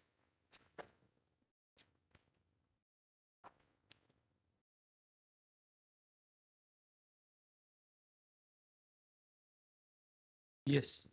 First prayer is relief of perpetual injunction. I need not trouble the honorable court. Prayer B is to produce and deliver up to the court all infringed copies of the book so and so titled as 8th edition in power and possession of the defendants, and to restore the same to the plaintiff under section 58 of the copyright, or in alternative to appoint an adequate commissioner for seizure of the infringing copies of the books from the possession of the defendant. Prayer C is to award damages. D prayer is for rendition of accounts, because my humble submission is, while I am the author of the owner of the copyright, you have by infringing my right under section 55, my lord will also take into consideration section 51 and 55 of the Copyright Act. Section 51. 51 and 55 of the Copyright Act. 51 deals with when there is an infringement, and 55 deals with the remedies. So on the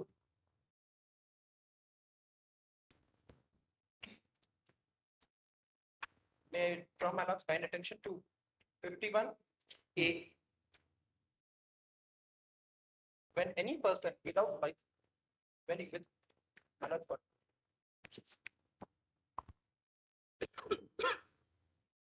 51. Yes. My lord's permission. Copyright in a work shall deem to be infringed when any person without a license granted by the owner of the copyright or the registrar of copyrights under this act, in contravention of the conditions of license so granted or of any conditions imposed by a competent authority under this act, does anything, the exclusive rights to do which is by this act conferred upon the owner of the copyright, or it's for profit any place to be used for communication of work to the public or communication constitutes infringement of the copyright work unless he was not aware and has no reasonable ground for believing that such communication to the public would be an infringement. And let's kindly consider 55 for a minute. 55 deals with the remedies. Civil remedies for infringement. where copyright in any work has been infringed, the owner of copyright shall, except as otherwise provided in the act, be entitled to all such remedies by way of injunction, damages, accounts, and otherwise as are or may be conferred by law for infringement of right, provided these are provisos to that one. So my basic premise for adjudication of this dispute is, by virtue of that 18th April 2015, the rights have been absolutely and forever transferred in my favor, subject to reserving a royalty to their payment. Now, submission of my learned friend is, where there is a royalty payment, it cannot be treated as a concluded contract, subject to what he may say. It is more like an agreement of sale or a lease deed or something. My humble submission would be, Millets, 19.3 specifically provides for assignment even in a situation where royalty is to be paid on a periodic intervals. So that being the case, it cannot be contended by the author or the subsequent publisher that they still hold the rights with them, referring to any judgment, because the citations referred by my learned friend, there also it was in the absence of any term to the contract, then that situation would follow. Section 22 of the Copyright Act deals with the legal term of the copyright. The legal term of the copyright is the lifetime of the author and 60 years therefrom. So in my contract, page 178, which we read out, assignment has been done for the entire period of the copyright, lifetime of the copyright. And one on factual aspect, one last submission. The right to terminate has not been reserved under this contract on page 176 with the author. There is only one situation that has been envisaged. That is where the book does not get sold. For a Which particular page? page 177 may not be considered.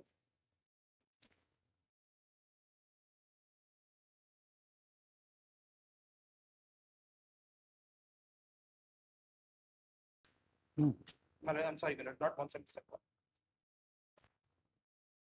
I'll just point out that also.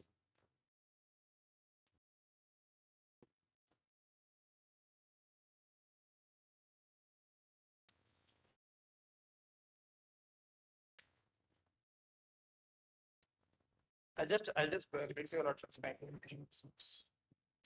178. 178 will also. Yes, my lords. Page paragraph 6. Ah.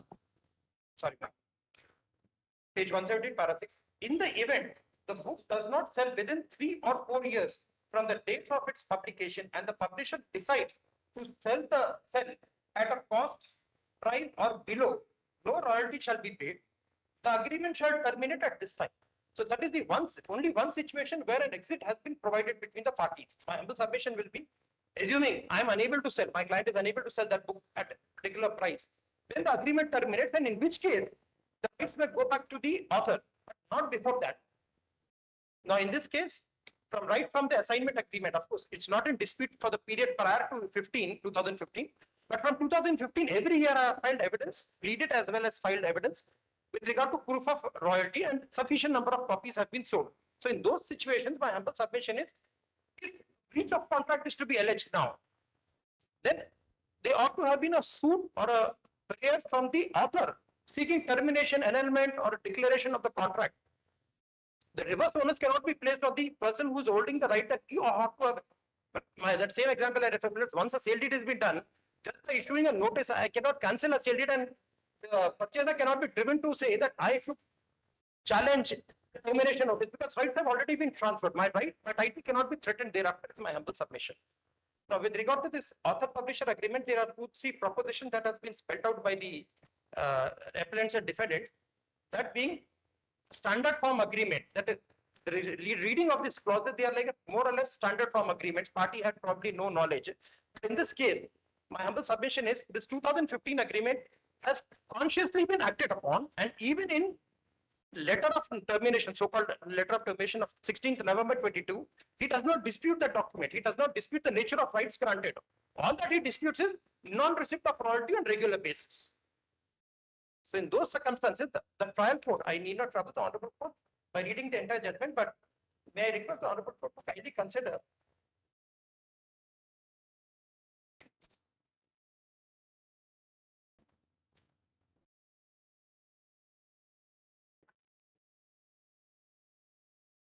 Page 16 minutes, paragraph 6 onwards, Page. page 16 of the paper compilation filed by learned friend.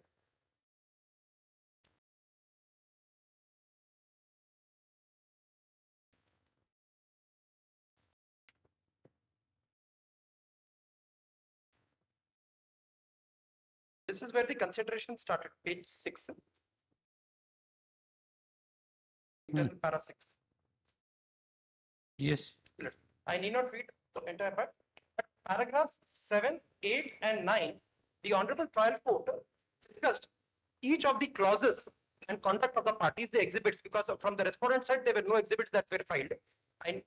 With Manoj's permission, I'm trying to be brief, Manoj. I need not trouble the court with reading the entire judgment. But each and every contention raised by either of us was in detail discussed by the Honorable Trial Court, and on the aspect of damages, paragraph 10 is relevant, Manoj, page 21. With Manoj's kind permission. The petitioners, by filing exhibit P2, have established that there was an assignment of contract, and other documents filed by the petitioners prove that they have been paying royalty regularly to the respondents, and it is pertinent to note respondents 1 to 5 did not take any objection regarding payment of royalty till the litigation cropped up. It shows that petitioners have a prima facie case.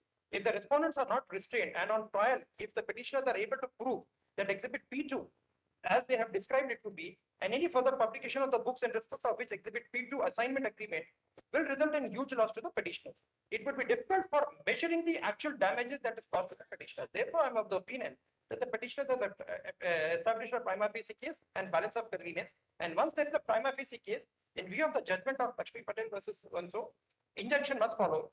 In this case law, where intellectual property rights were dealt with, and once a party establishes a prima facie case, balance of convenience, and irreparable injury, the law, in my humble submission, is injunction must follow has been laid out. So therefore, the trial court has said now, with regard to the objections of my learned friend, that whether this is an absolute assignment or whether it is a contract with regard to publication, the Honorable elsewhere has also said that these are the issues which are triable in nature, which has to be tried by leading evidence. So therefore, that Honorable Trial Court granted injunction.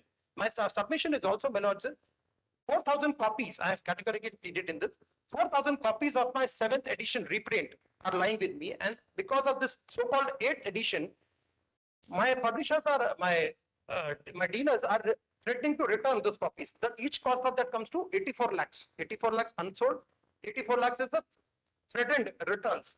So the quantification of damage which has been done at tentatively 1 crore is for those amounts. Now the future loss that may happen is another part. With regard to rendition of accounts, my humble submission is, well, the parties come to the court asserting their right. In this particular case, I have asserted a right that the copyright is with me. Now this quantification of damages for the period from the date of institution of the suit till the date it actually ends, if any copies are sold by them, it is for that purpose. It is not for education or determination of perpetual rights for future this thing. So my submission is that. The case laws which I am relying, I have already covered in the note. The case laws which I have in the synopsis, I'll pass on copies. The brief note that I have submitted. Where is it?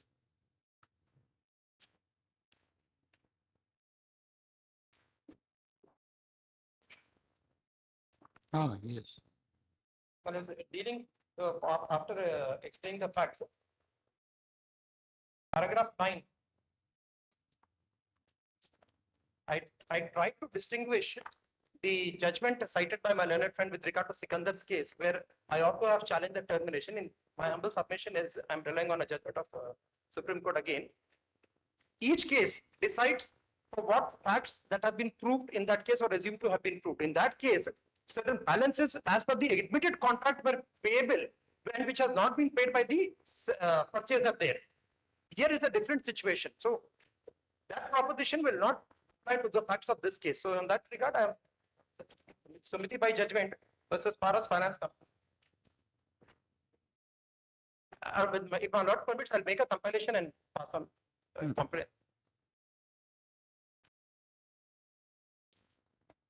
Paragraph 10 is relevant.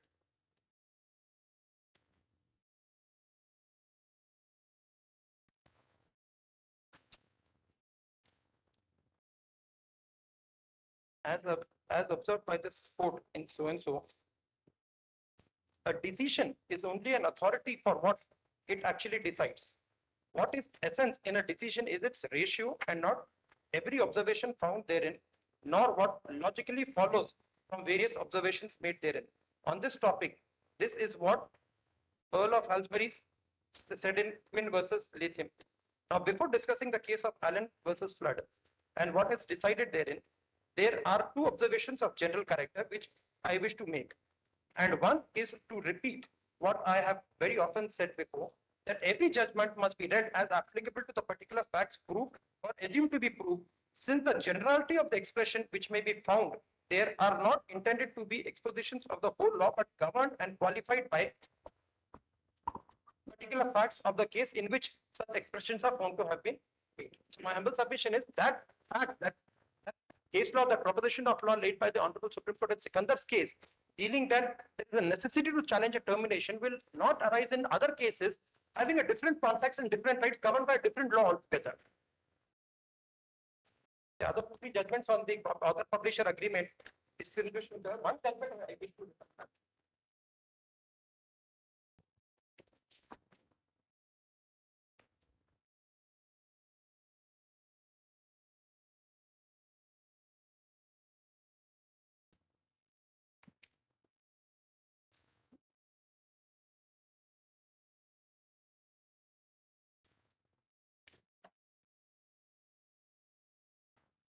But this judgment I am referring to demonstrate that there can be an assignment even in cases where royalty is to be paid. This was a case where, in a dispute between Chancellor's Masters versus Oxford Longman Private Limited, the dispute arose of similar nature, and there the contractual clauses, I need not trouble again minutes, are identical to my assignment agreement of 2015. In that context, my lords may consider paragraph 7. I'm just referring to facts with regard to that. During the what was agreed there in paragraph 7 in that contract, these are extractions of that. During the legal term of the copyright, the publisher shall pay author, and the author agrees to accept the following royalties on Indian published prices as under certain copies that formulas have been raised out. Now, may not be consider eventually when there was an infringement, the Honorable Court at paragraph 19 and 20 minutes may consider paragraph 19 has discussed minutes. There's an extracted portion. I'll just read from 19.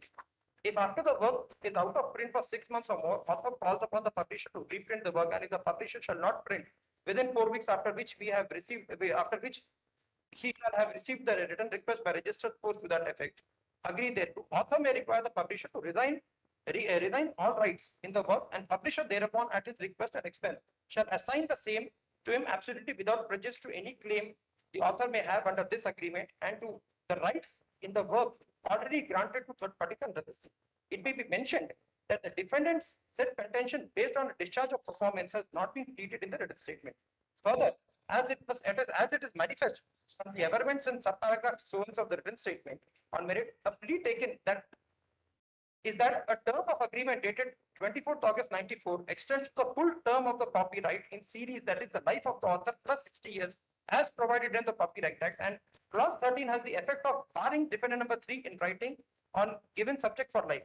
The author, based on the discharge of performance, obviously is inconsistent with the case set up in the paragraph so and so of the written statement.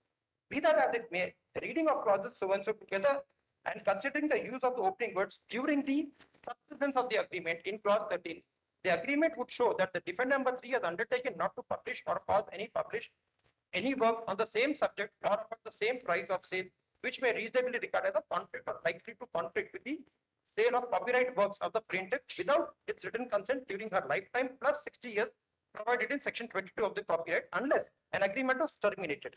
Similar clauses are there in our contract. So my humble submission is, once there is an assignment of copyright,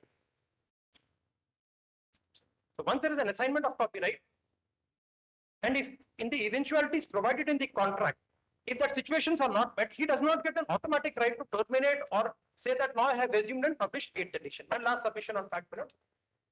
There is no subject to what my learned friend may say, and I have not checked it, but there is no substantial change between the 7th edition and 8th edition. Now, the contention raised by my learned friend on an earlier date was students are being deprived of the latest edition. My humble submission there is nothing has been brought out on record, and even assuming it is to be, understood that there is an improvement in the earlier version of book, those rights are vested under me for future works also. So mere termination of notice does not, because the future works revisions have always been acted upon from 5th edition to 6th to 7th and so on. So therefore, my submission of my learned friend, before the new right came in, I terminated will not hold. That's, Two yes. points in rejoinder. Ah. Number one, my friend has urged that the right in the copyright stood transferred to him. Now, that's a submission. That since the right stood transferred to him, there is no question of me terminating. My Lordship may kindly see 18 proviso for one last time. 18 proviso does not say, it uses the phrase only, my lord. Kindly notice the phrase.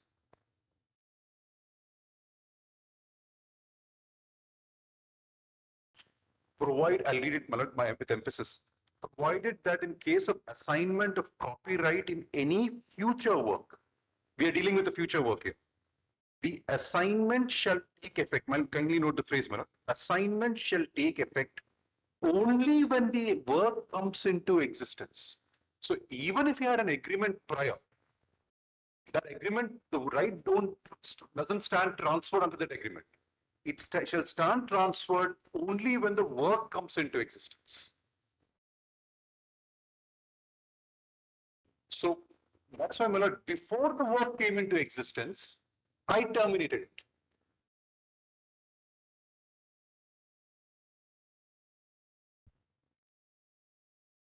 That termination has not been challenged. Lordship will now see the impugned order, which unfortunately the learned judge has misdirected himself. Page 22.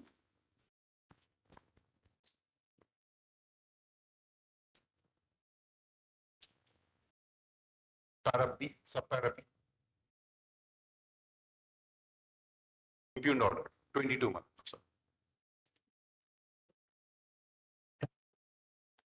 Kindly see clause B in that. This is the reason given to the judge.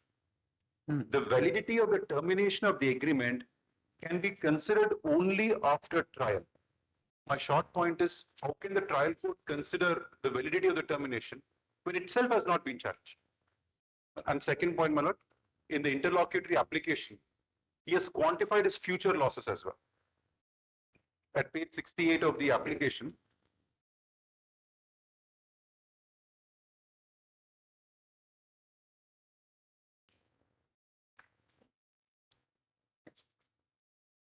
he has clearly quantified that it can be lost in sales.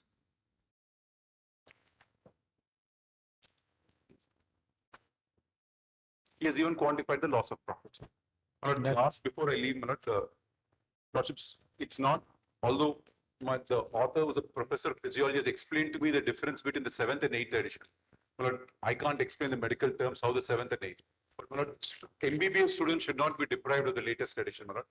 And he wants to write a 9th edition. Physiology is something which the human body changes every 6 months. We learn new things about the human body. Students should not be deprived of the latest. I am happy. My client is happy to publish it. That's what I'm asking.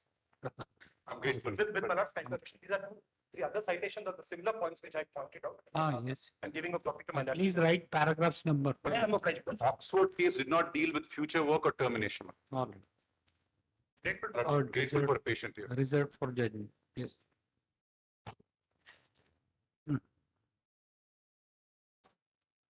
Next.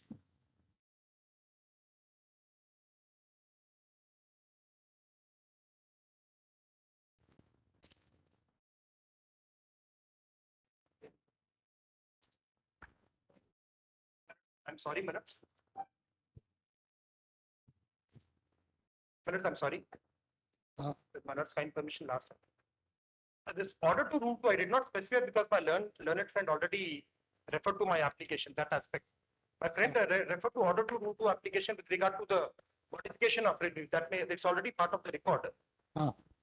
In case there is a necessity to modify the relief, that relief I reserve by filing an application on order to route 2. My friend also referred to that. My not considered.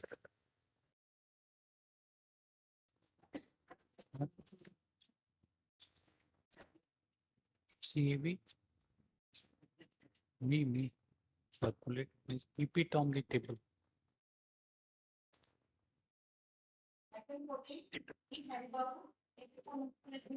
Like to represent Mr. E. Haribab, my lord. One request in this case, my lord. We have not received any memo from the council. And What memo? he filed one memo before this honorable court saying that who are the members of the association. And he want to pay the court fees for one member and he want to take the relief of all the persons who are the members of the association.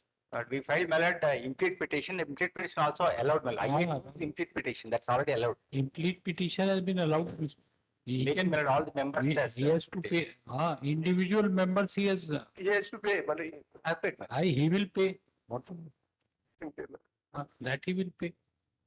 You undertake to pay the, this thing, right? Yes. Which is the order page? My lord, IA2 is already ordered, my lord. My lord, we are implementing, my lord. No, there is already an order in similarly situated matters. Yes, my lord. Which page? Was not filed yet, my lord. That is 2126 of 21. 212. You have not filed a copy. Why? Not filed, my lord. See, it's our job to find out, right? What is?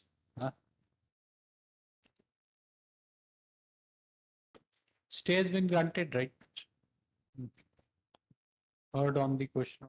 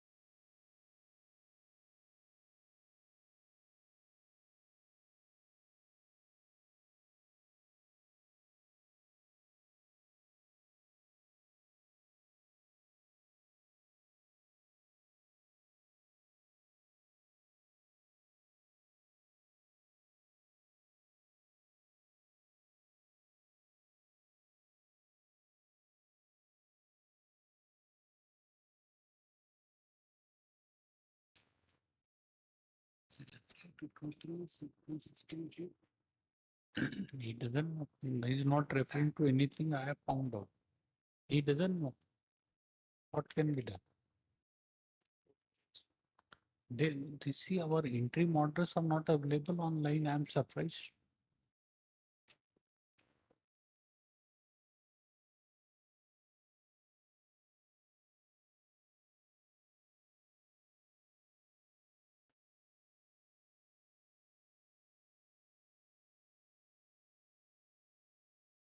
Not getting, madam. Order. Huh?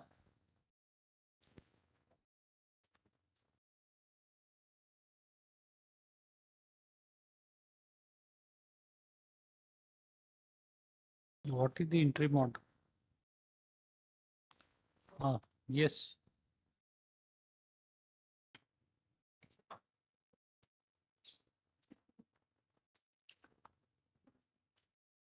So which is the interim order in this petition date?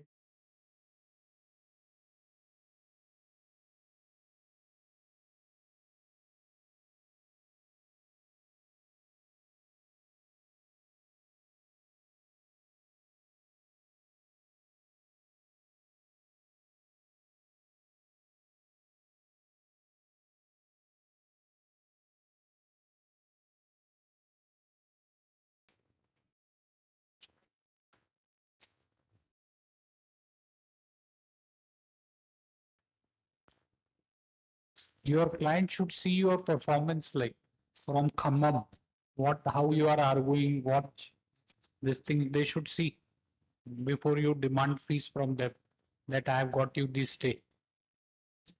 What is this, Mr.? Least you could have done was to get us a copy. We are trying to find out as if we are the persons who want to this thing. See, Apologies, stay. my lord, in fact, What apology? yes, sir. Very easy to get away by saying apologies. Is it our job? Don't delete everything. Learned counsel for the petitioner prays for adjournment in order to enable him to place on record the copy of the order which has been passed in.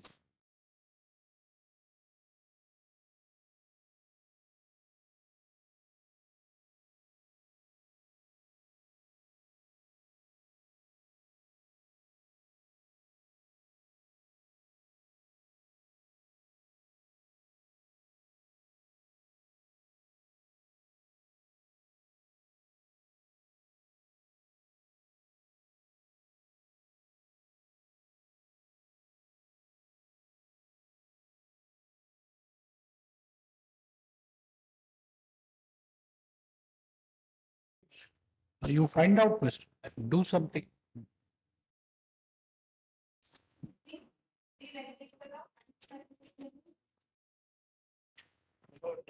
Appear for contesting respondents. Ah. In fact, according to us, the matters have become infectious as. I think it's item number 16, my lord. Senior counsel is appearing virtually, my lord. J. Prabhakar 15. No, 15. 15 and 16, they are connected.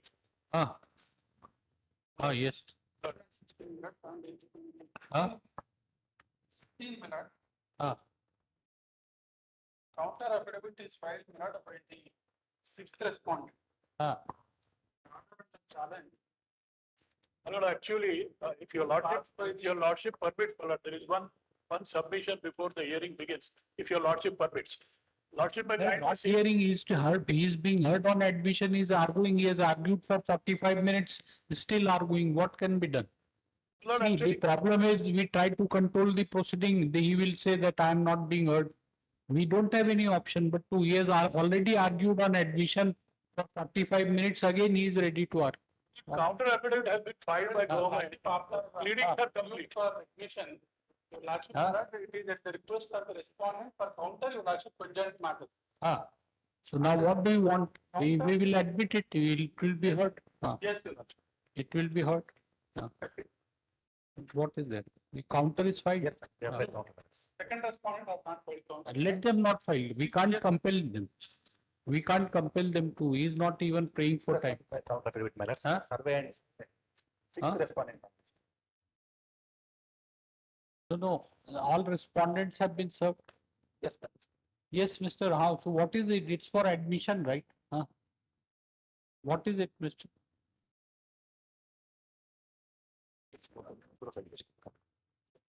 Order sheet.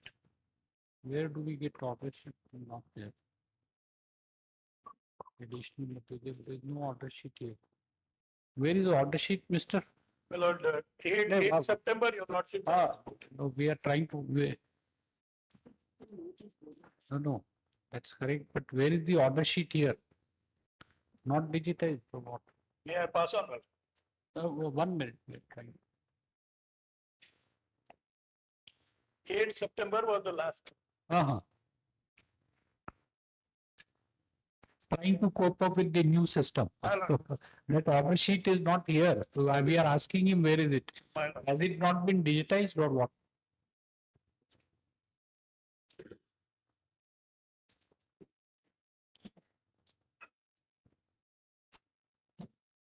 Not there.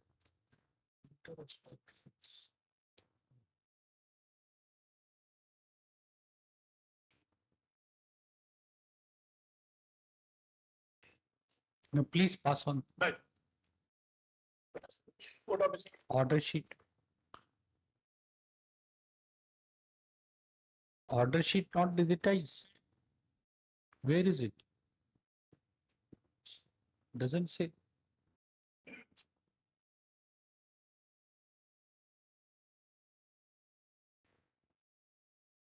Order sheet, Mr. Okay.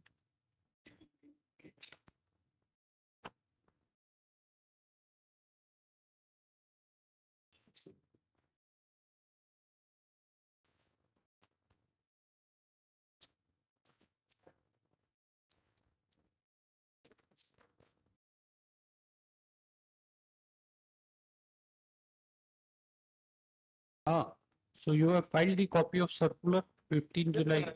25th. And so Ah, what, they have- you have filed counter, they have filed, so now, No, they have not filed counter. Second respondent is that. Sixth respondent is answering this one. Second yeah, respondent. but they are not filing, what can be done? It is, the situation is to your advantage. You should feel happy that they are not filing, they are not praying for adjournment also. Issue pertains You to should survey feel happy. merits. Issue pertains to survey merits that have been concluded merits, long Ah. back. But it is the order of the collector which is under challenge. Collector needs to file counter. If it's on the last No, case, not necessary, not, who says it needs to file? If he doesn't want, no, You like Yes, sir. said, they have sought time. 1 minute. If he doesn't need to, he doesn't want to file, can we compel? No, on the last occasion, after you like directed them, and they also sought time for filing. So they are not filing means whatever, let them. No, for submission, therefore you Lakshmi admit it, and then they would. No, why admit? I mean, you argue on admission, why admit? It's for admission, right? But after Lakshmi heard on admission only, directed them to file counter. But actually, it has become infructuous, my lord. Your lordship. 1 minute. What? After your lordship heard on. No. admission, Directed them to file counter. They are not filing counter.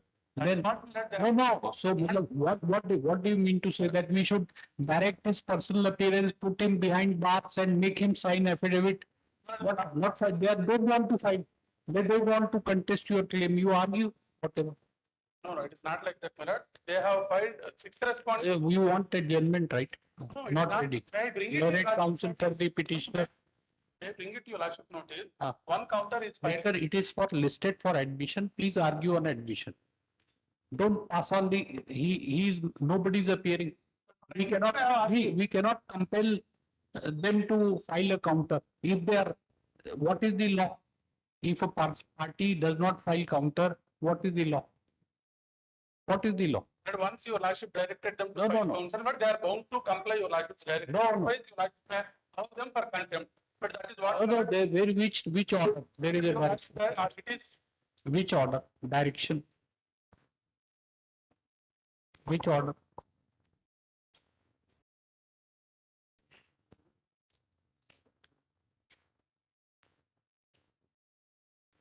and they have sought for No. adjournment twice. Arey, And they sir, find- 1 minute. Where is the direction to file and you are saying that contempt? What contempt? No, it is after your lordship got. No. Upon our argument, then your lordship directed them, my lord. Which order? We are asking, please tell. But that is what is, my lord, I was present and your lordship Please. directed them. And on the last two occasions also they sought, and now they filed counter of the sixth respondent, and they do not produce. No, you tell us. Mister, you tell us that you are saying that we told, Mister, you are expert in spending energy on unnecessary things, right? That is We are, not- so 1 minute. We are asking you, where is the direction so that directing them to file counter? Please tell the order, simple. We are going through the order sheets. what I have- According, you said, I have heard in the court. no, there's no question of hearing, mister. You may have heard that you are appointed as President of India, so will you be appointed? No, it doesn't happen like this. What we say also doesn't, just, Lordship kindly read. no, mister, this is not fair. You have said that there is a direction by this court to them to file counter. We are asking you, where is that order? They when I- If you don't know, you seek adjournment. I'll exclude them. Because orally your lordship directed and they were seeking time for that. Nothing, mister. Where is the order? Orally directed means? What is this oral direction? There has to be an order. We cannot go, we deal with so many cases every day. We don't remember everything. We are asking you are asking us to, just a minute, mister. You are asking us to initiate contempt against them. That's what you said just now. There was an oral direction to them and they sought time also for that purpose. You like please to accommodate them for that only. What should we do, Mr. Senior Counsel? As an officer of the court, you tell us. See, we will record this, that factually incorrect submissions you are making. That you said that there is a direction and when asked, you are saying that there is an oral direction. Conveniently. Oral direction will prevail or what is written in the order sheet will prevail. You file an affidavit now. There is they were seeking time, I would take the proceedings of issue. I would take means you have an option, right? So oral order is passed allowing your petition and we will dismiss it here and oral order is passed. You take the oral order allowed. What is this? You are an advocate practicing here. It's a case only, right? Why do you behave like this? We are surprised. You are telling us that initiate contempt proceeding against them. That's why we are looking where is the direction. We normally don't give direction to party to file a counter. We are asking you where is that order so that we can proceed against them for contempt. That you are saying oral direction. See, Mister, it's your case. If you don't want to argue on admission, we will record it. But it's not your last. Now, just now, lamented, I have argued for. There's no question. And I do not wish to. No, you argue. This is for admission. Is it? This has not been admitted. It is for admission. Please argue on admission. If you want adjournment, we will adjourn. Choice is yours. Both you want to argue now. Please argue. If you want to seek adjournment, we will fix a date of your convenience. Choice is yours. Whatever, whenever you want. There is no direction. There is no direction. What can we do, Mister? No, that's what my humble submission, Your Lordship, kindly.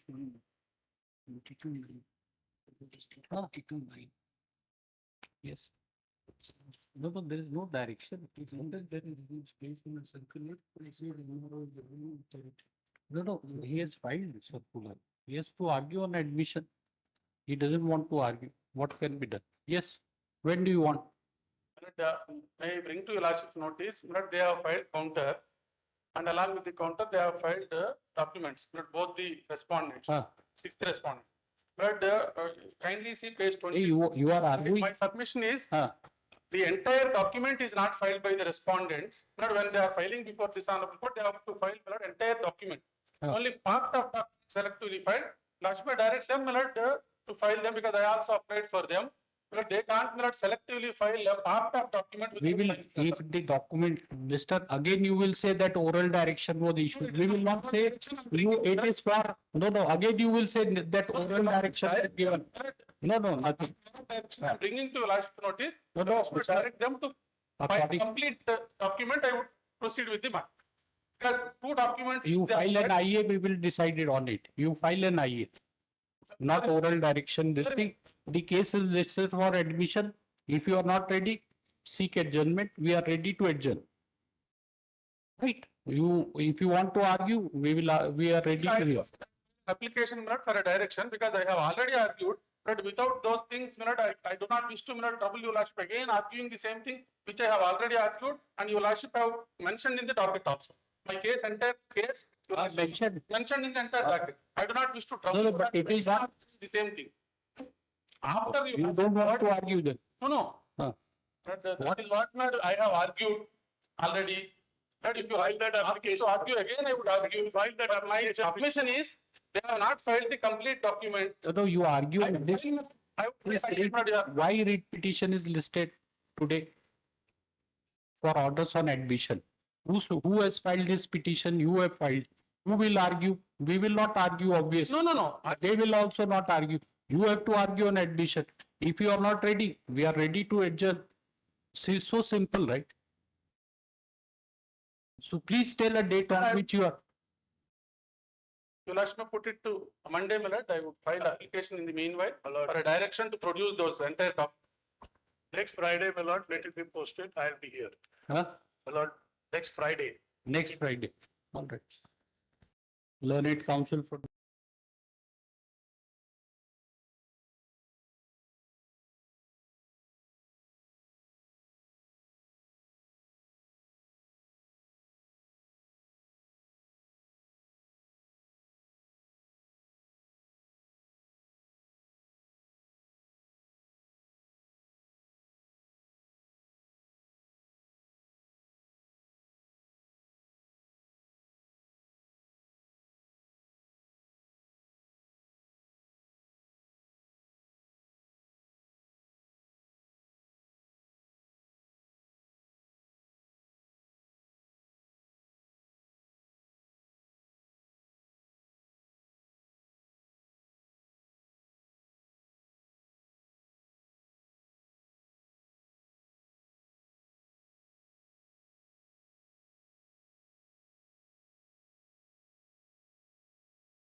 leave. No, again you will say that orally direction given. We don't want to get. I do not wish to state. No. What they are saying, what they have stated. No, if you are want to argue, we are ready to hear, Mr.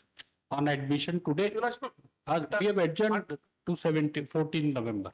Yes. 14th is too long the period. Too long. Let it be too long. Yes. You are seeking an adjourn, what we are not. Yes. Yes, next. 16 also. Item number 16, my lord, Senior Counsel J. Prabhakar is appearing virtually, my lord. Yes. But actually, both the matters, the same communication by the collector has been challenged. Where is 15 this? as well as 16, What? on the same ground, Correct. on the same grounds. In fact, that is how both the matters are coming together, following each other. And in that also, my lord, we have filed counter affidavit. The petitioner has filed a reply. Government's counter would be identical as in the earlier litigation. In fact, my lord, earlier he was there, my lord, online. See the whole trouble because you don't speak, right? They have already filed. You say that I don't want to file any counter. Mr. Prasad, please tell these people. That's item number 16. He is making averments against him that he is not filing counter despite direction. This person is standing quietly as if he is a saint, nothing to do with the case going on. At least there, like we are saying that if they don't want to file a counter, action will be taken, adverse inference will be drawn against. Nothing, right?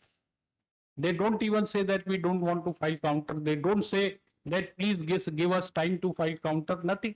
They have already filed counter. So from his merely standing up, we have to draw whatever inferences. We have not said anything. We have asked him to argue on admission. And there is no oral direction, Mr.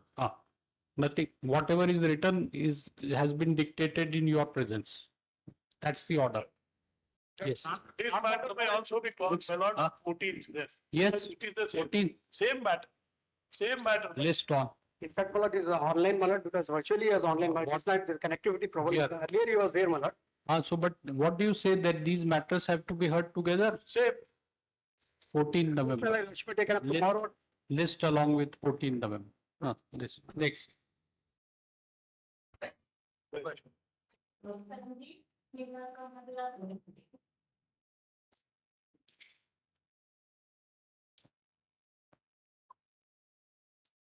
Should I kindly pass out this matter?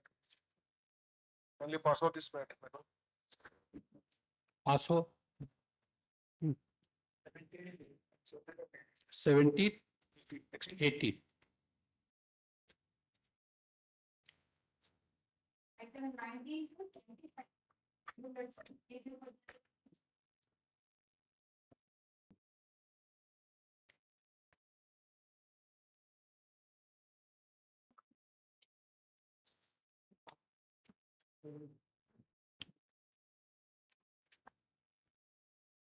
Yes.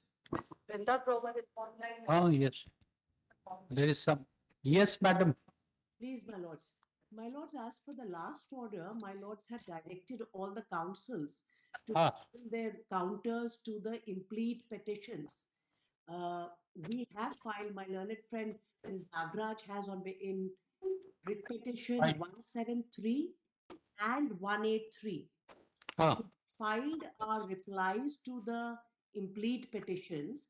All right. Complete petition has been served on us only today, I'm informed. So, which case? Which case? IA number 8 in 173 and 183. 173 and 183. These are the two matters I'm appearing in. yes. IA number 8 has only been served on us this morning. The others we have filed. I don't know if the state has filed whatever it needs to file because the counter. It has filed counter in the matter. State has filed. So, I'm grateful. what about IA 8? Then would you like to respond? Please, my lords. My lords, may I make a request? Yes. My lords, there is all the implete counters. We will complete IA 8 also. I would like to file. This matter will require some time to be heard. Yes, definitely. Definitely, we would have heard it today also. No I'm problem. grateful. Yes. I'm grateful. So whatever date after, My lords may give a date on which we can all address my lords. on these first IAs we have to decide, then we will proceed. Yes. That was my submission also. If my lords, we can address my lords on the IAs first. Yes, and yes. then move to the substantive arguments. Yes, yes. If it is convenient for the court, could the court consider 4th or 5th of December? Yes, Mr. 4th or 5th December. Yes, Brad. It's too long. Is a Monday. Yes, ma'am. 4th December. Yes, sir. All right, mark everybody's presence. Learned senior counsel for the petitioner in WP 178.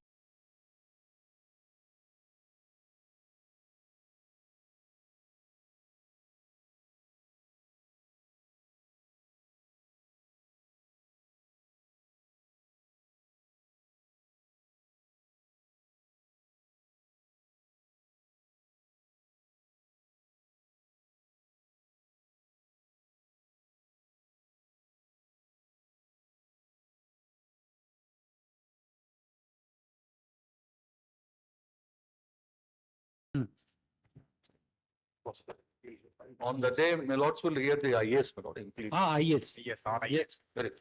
IAS, that is also the prayer made by her also. Yes. That we should deal with IA. I filed my note and synopsis as well as judgments in the IA. Lordship can have. Yes, yes. Your Lordship, have the petitioner in item number 25, Your Lordship. Some writ petitions filed regarding the challenging the commission report, Your Lordship. The same are pending with the single judge before the Honorable High Court, Your Lordship. Kindly tag with this. No, please file an application, Mr. It doesn't like orally. Then you see how much difficulty we are having. We say something, you next date you will say, oh, this court had orally directed just now. In fact, those writs were, my lord, deleted from this batch and sent to single judge. So, my lord, that was not easy, Mr. Don't file an application, assign reasons if you want, do whatever. Let it be supplied to everyone. Then we will take this thing, not like orally. Then you will say, I didn't make such a submission.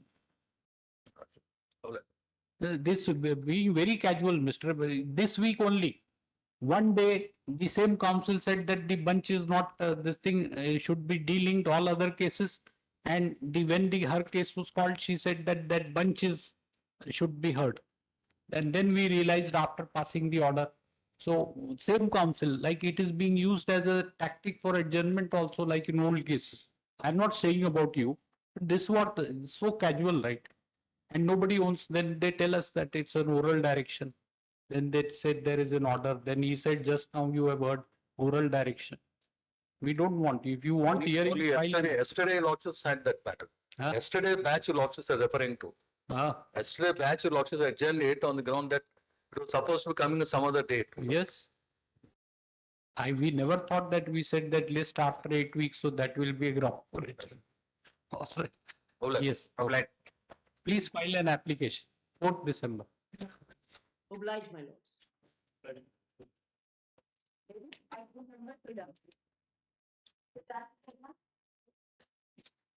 Yes. See, brother, what is this? Take care of this case.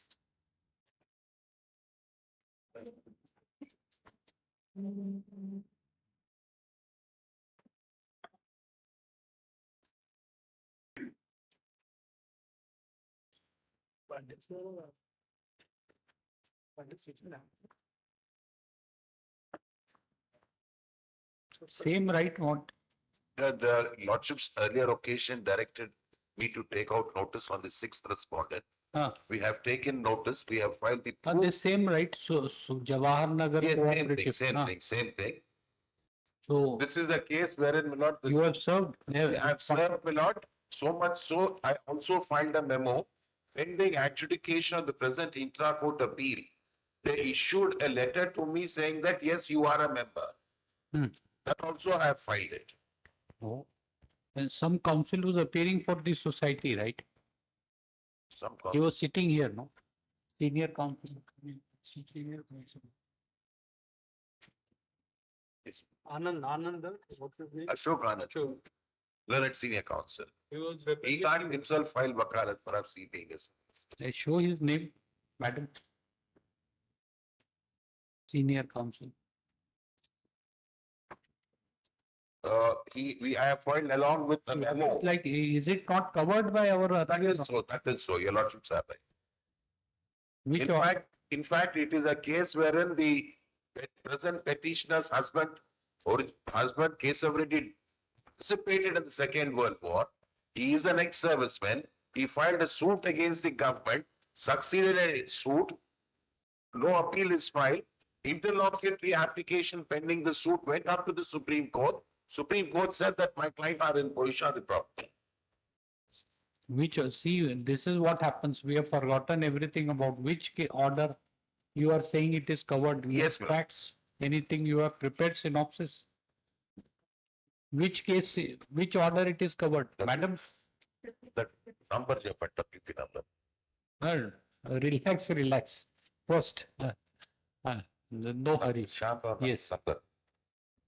Number, inspection number. As far as this matter is concerned, madam, it is. Relax. We are not doing anything. But if your lordship want me to redo my submission, I'll redo it. Redo? What submit? No, at least you need to tell us the facts, right? Yes. What is it? Yes, Your Or, Honor. I mean, this all covered, Mr. In your this thing only we have passed an order. But since my friend is trying to dispute it is not covered, I have to restate the facts. My submission with regard to this matter is, my lord, Ah. the petitioner is saying that he is ex-serviceman. That is not disputed, my lord. Not But disputed. Not disputed. Ah. But as far as, my lord, bear with me for 2 minutes. Ah. As far as the lists are concerned, my lord, one is the JCLCS, which was formed in 1958, has prepared one list, my lord. That is the number of members are 149. He does not figure in the 149 because he has not registered as a member in JCLCS. In 1968, my lord, JCLCS was suspended. Then, my lord, it was taken over by the registrar of the cooperative societies under the control of the state government. They were all. What are you saying? They are not member. He is not member. Yes, madam. But he is relying on some document to say that. That document also I'll submit, my lord. I have evidence to establish that the document which he has got. Then you prepare a synopsis. It will continue. Please argue tomorrow. It will continue in the list. Very well. And you give us which, please assist, Mr. What facts and this thing and what we have forgotten, right? Like 1 month back, we can't remember, obviously. Prepared my short note. If I have already given the synopsis. Given the synopsis. So it is covered by which judgment?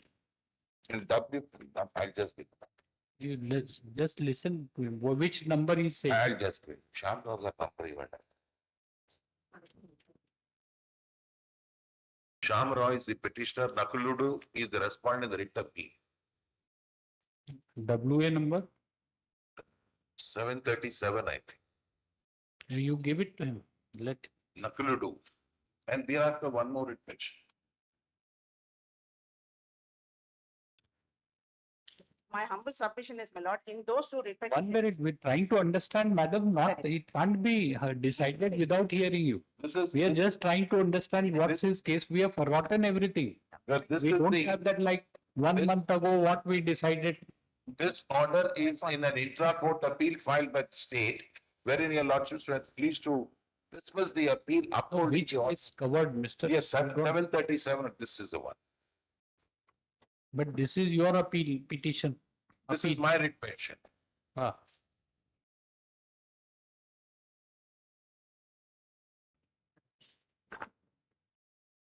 Where is this synopsis?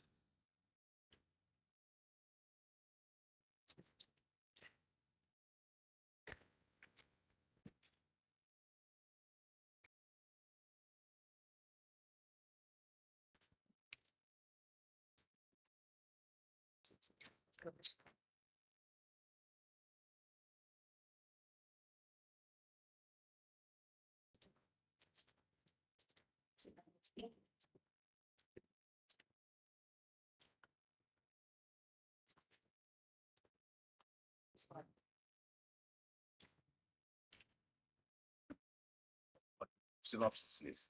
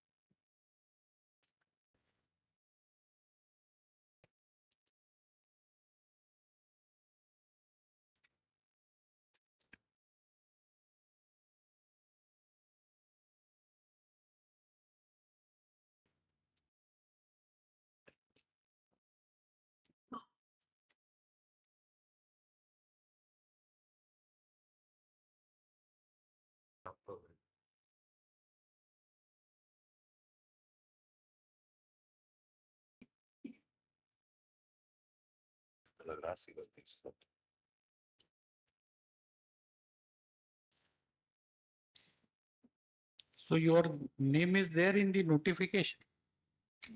In that notification, my lord, wherein this and Shamrav, that notification referred to by the learned judge in his order, my name doesn't figure. So therefore, it is distinguishable. This judgment will not deceive. But my lord, on the principle of it, it is applicable.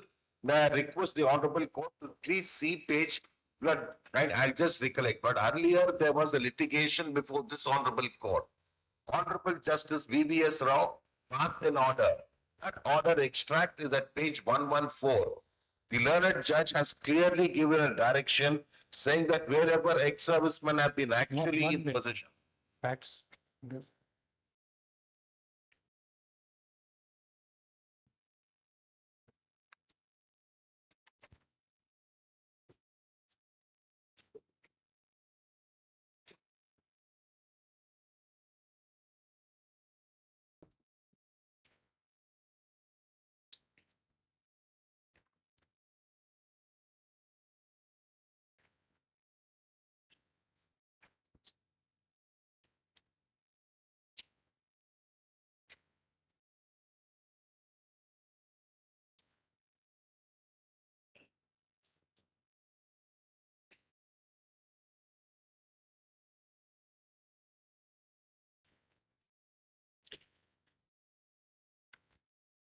See, brother, please.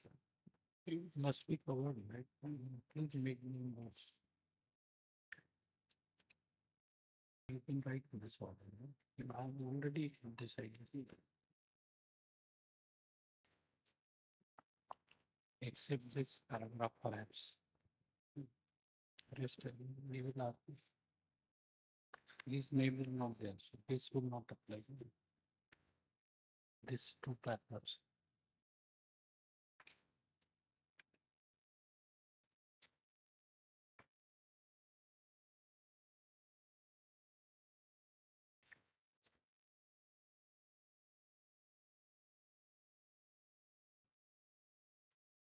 The proceedings are very collected.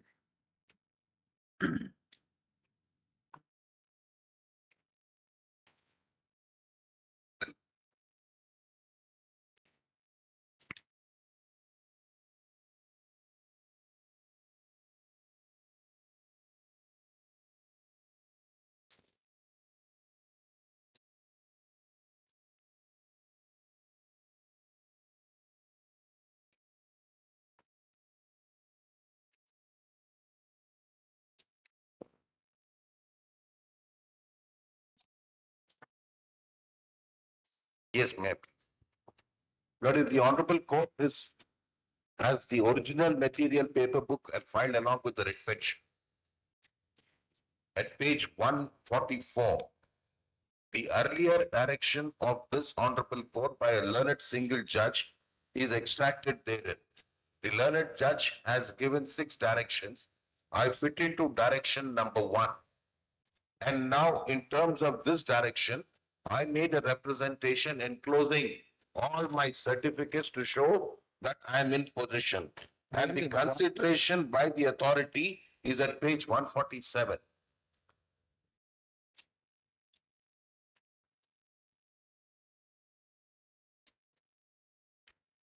One 144 is one more direction. 144 for direction number 1. I fit my case in direction number 1. It's not there. Page 144 of the original paper book. 144. The order of the learned single judge commences at page number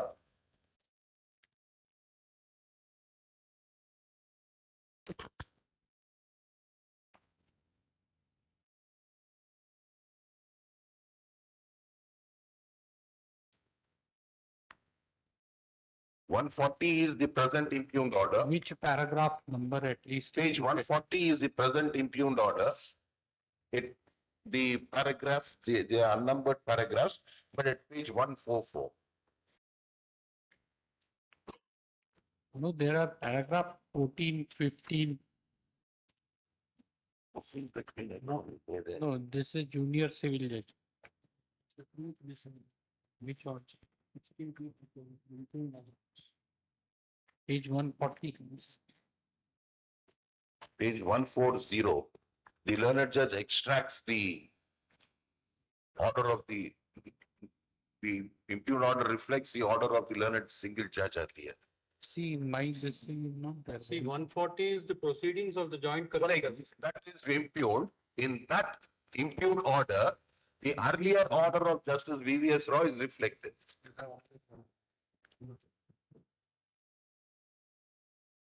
He is not referring to writ petition, some additional paper. You are referring to additional material paper? The one filed along with the writ petitions, my lords.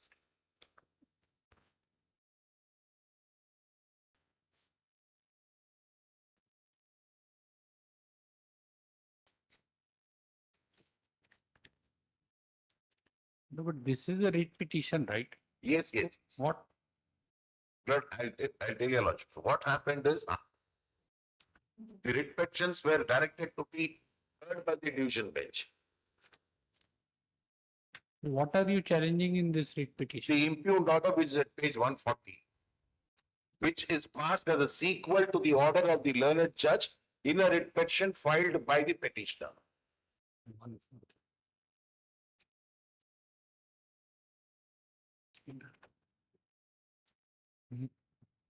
You're referring to WP 3912 of 92? And batch. Same. Same. No, there is 16 to 2006 order. The order impugned is dated 16th February 2006. An order. And if your lordships are having that order, please come to page 144. So what happened, Mr. You can tell us, right? You know everything. I'll tell you, Lordship. Lord, a bunch of writ petitions were filed before this honorable court by these ex-servicemen. Inasmuch as their right to issue a patta was rejected, they all came before this court. A learned judge heard the matter. The learned judge disposed of all the writ petition, categorizing these persons on various directions. One of the directions given by the learned judge is directing the authority to redo the exercise by following these directions. The authority, in my humble submission, without application of mind, done this exercise and in one sentence in a cryptic order said that I am not an ex-serviceman, said that I am not in position, says that I am not entitled to, for which I have filed additional material papers, this yellow book, in which I stated that I am in position, in which I stated that I participated in the Second World War, in which I participated that I am an ex-serviceman, in which I filed a suit against the state for injunction which was decreed. The decree became final. Thereafter, I also filed a document to show that the state has issued a notice to me under the Land Encroachment Act. I've given a suitable reply bringing all these facts to their notice. No, the actions were dropped by the state.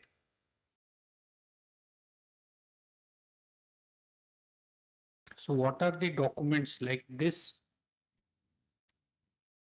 My learned Paragraph. I am not in the list, but fact remains is I am an ex-serviceman. I am in the list. That also I filed as a document. Paragraph 9 of this judgment does not apply to you. Then what is the other material produced by you to show that you are an ex-serviceman and in possession? Yep. Now, this, if your lordship is having this yellow book, Lord, I can take one by document. No, this this will be very easy, right? With reference to this order. I have filed a document to show that I'm in possession. Now in the memo, Why we are saying is read para 10 of the order. You don't have the it is passed in your case only, mister. Yeah, I didn't bring that order. Huh? It will be easier, no. Otherwise, we can hear right here. May I request one thing, Lord, subject to my Lord's pleasure? Lord, I'll make a complete thing and then give it, Lord, if your lordship accommodate me for some time. Yeah. I'll do the entire thing and so that I become very easy to the honorable. Yeah. Please grant me 1 week's time. Learned senior counsel for the appellant.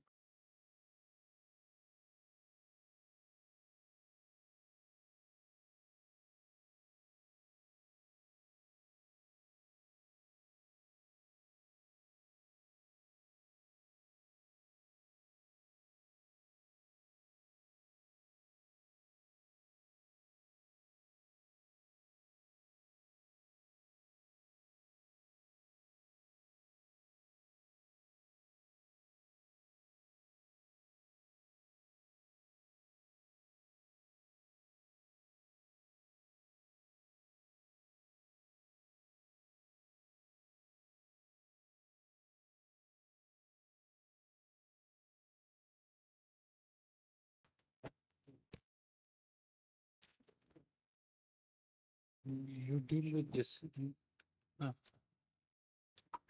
Call.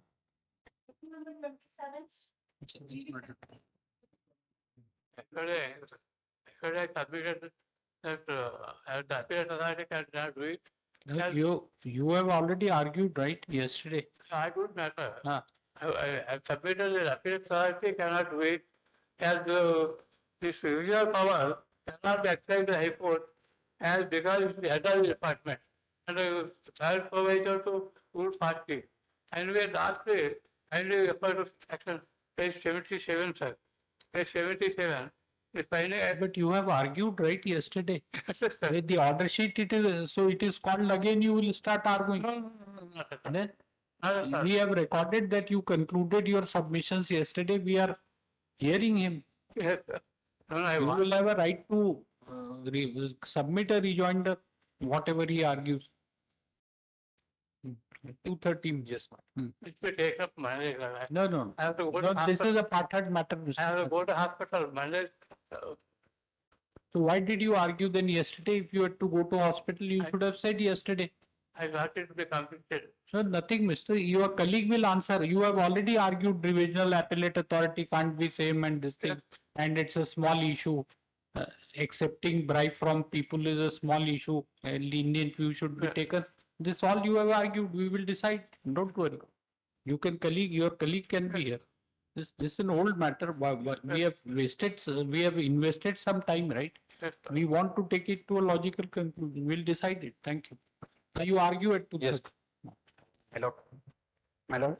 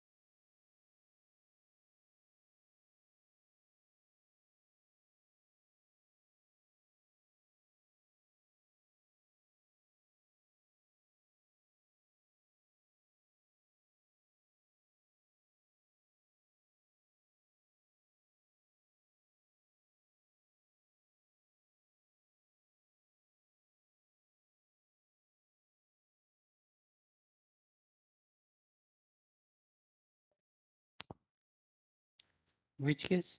Well, as in item 26, I've seen this call, but it's, No, it has been adjourned. well, as I have noted it, but I only applied, but I just wanted to apply the logic that I have noted. Huh? Which password? Right. Oh. Yes.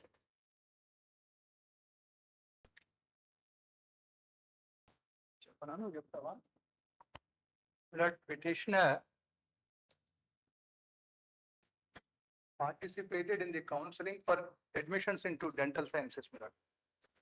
She has given, my lord, 6th option, my lord, as Mallareddy Dental College for Women.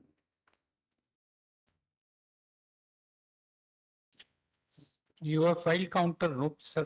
Yes. You have gone through it? Yeah, I have gone. But now the controversy, my lord, perhaps need not be decided in the submission that I take. Perhaps he will be in agreement with me.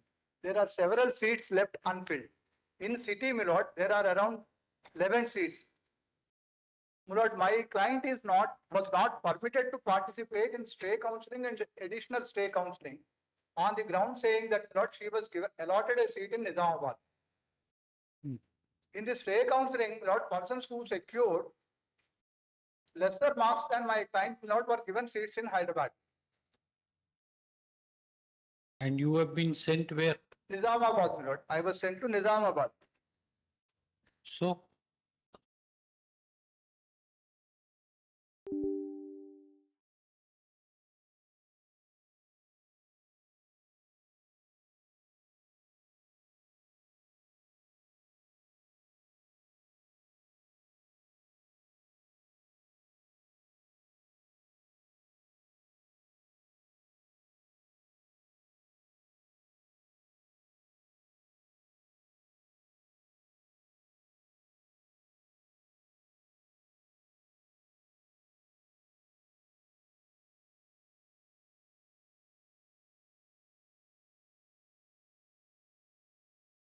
An account of non-joining of one candidate was allotted to the fourth respondent college. But there is no illegality because pursuant to the orders of Honorable Supreme Court, National Medical Commission gave instructions. Where is that order? But copy is not there because it's a fact, Lord. I will enclose. I'm not aware of that. Notification also says so. Notification says so, my lord, is that. Notification says, all right, if my lord, where it's got to be gone into, my lord, I put it this way, my lord.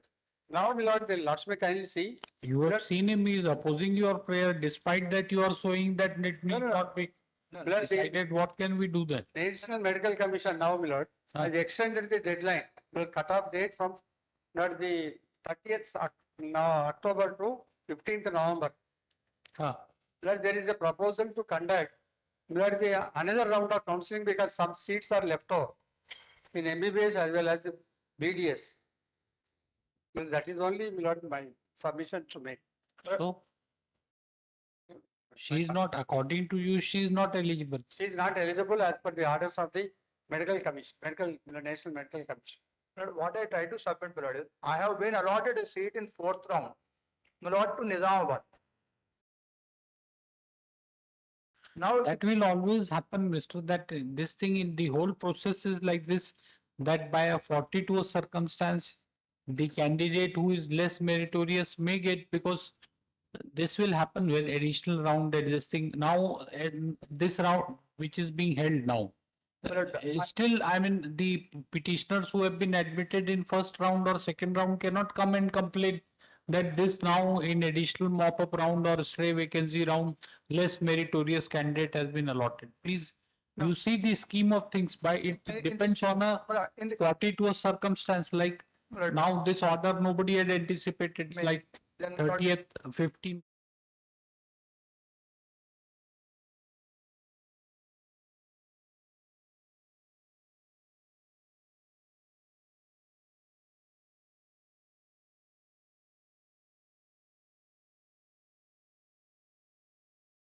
He says you are not eligible, no?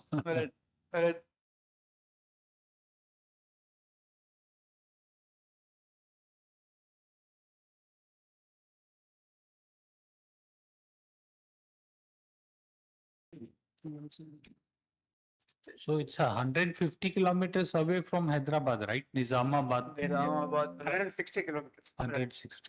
Female, my lord, child. Huh? Female. No, we're just trying to know. I mean, it has nothing to do with the case. You have been already admitted. What is allotted to Nizamabad. Please, so yes. So Can what I- is your case? So what is the I raised a point to the effect saying that, my lord, Ah. a vacancy meant, my lord, a seat which was vacant. Ah. My lord, So you are claiming admission in Malla Reddy Dental College, Yes, right? Malla Reddy Dental College for women. Under which provision that you are entitled to seat in Malla Reddy May I Dental just College? Take your lordship to my option form. Ah.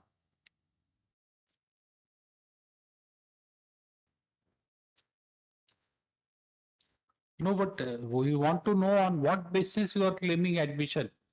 Like any By my rank- statutory right by- or by anything. my rank, by my rank, my lord, by my rank, I will be entitled to. My lord, it was, my lord, there is, will your lordship, Then why did you take admission there in Nizamabad? my lord, in the fourth round, I was allotted to, my lord, despite my option, sixth option being, my lord, Hyderabad Malla Reddy Dental College, I was allotted, my lord, a seat in Nizamabad. I was allotted a seat in Nizamabad. When you took admission? In, my lord, on 8/10, my lord. And when did you file this petition? But this is 16/10. I was allotted a seat on 8/10. I filed this on 16/10.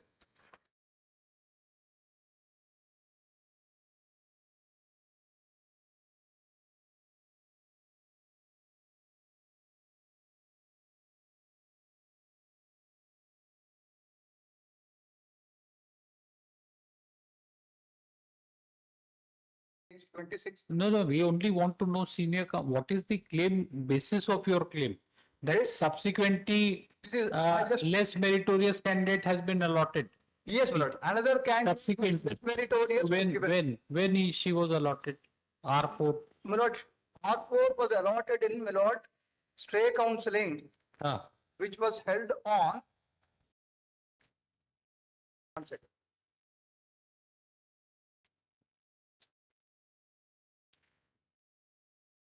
Subsequently, right? Subsequent to your admission. Yes, my lord, this notification was given on 11/10. 11/10, Lord. 11/10.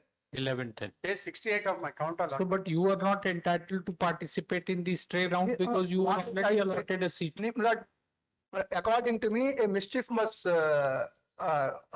played, my lord, in showing the seat, my lord, in stray counseling. It should have been shown in the additional mop-up round. There is a mischief played. My lord, can I just demonstrate what the mischief is? My lord,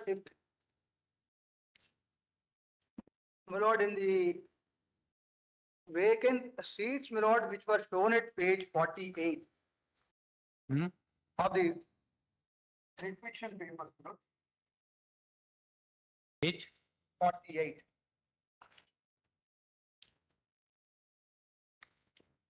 Kindly go to page 49.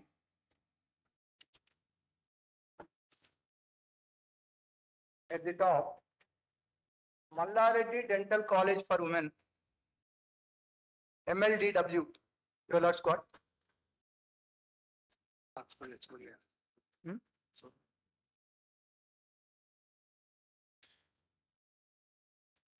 50. Page 49. Your lordships are looking into the requisition material papers, my lord. Oh, yes. My lord, 48. Hey, what is the point, Mr. David? You should Point that I'm telling, my lord, is this. There is, my lord, two seats. One unreserved BCD women seat. That is, no. So, Mr. But without any objection, you have taken admission on 8th of October in this thing. it was allotted. How? It is allotted. There is no. You have not been admitted. Right. You have not taken admission. They give me, my lord, 2 days time to go and report.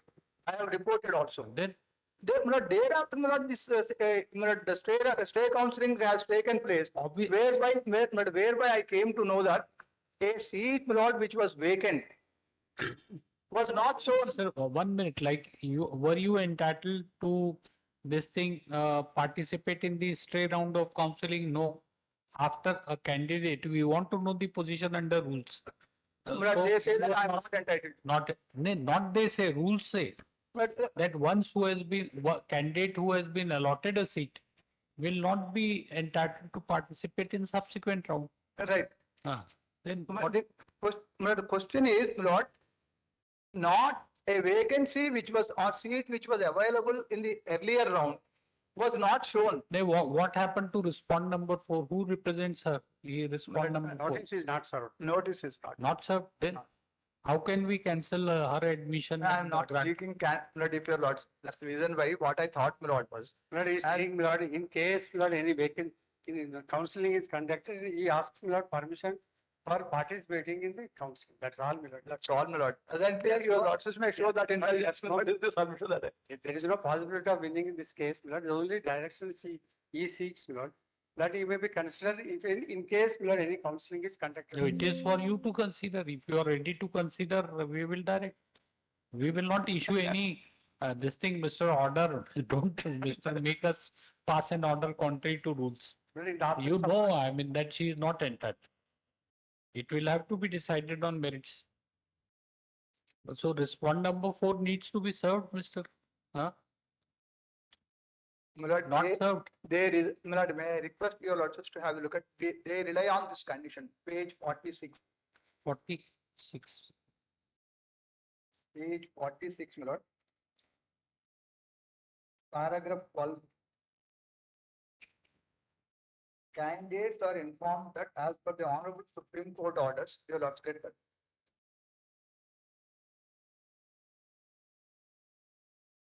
Which clause? Can I read?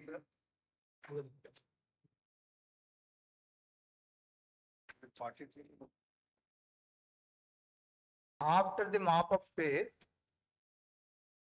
they cannot withdraw from the courts after the mop-up phase. This is the clause on which they are relying upon.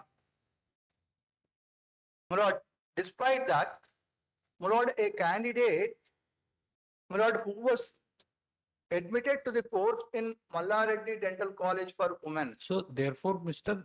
We will have to hear respond number 4 also, right? Her admission has to be cancelled. You have to be allotted. I have sent notices, my lord, again. When I first sent, my lord, it was returned saying that door locked. Door locked? Door locked. Then? Then, my lord, in fact, my lord, that candidate's father, my lord, telephoned. But saying that why notices came to me, it is the university, we should take care. But that's all a different thing, my lord. Maybe that I should have to say, await the return of the notices. I'll await.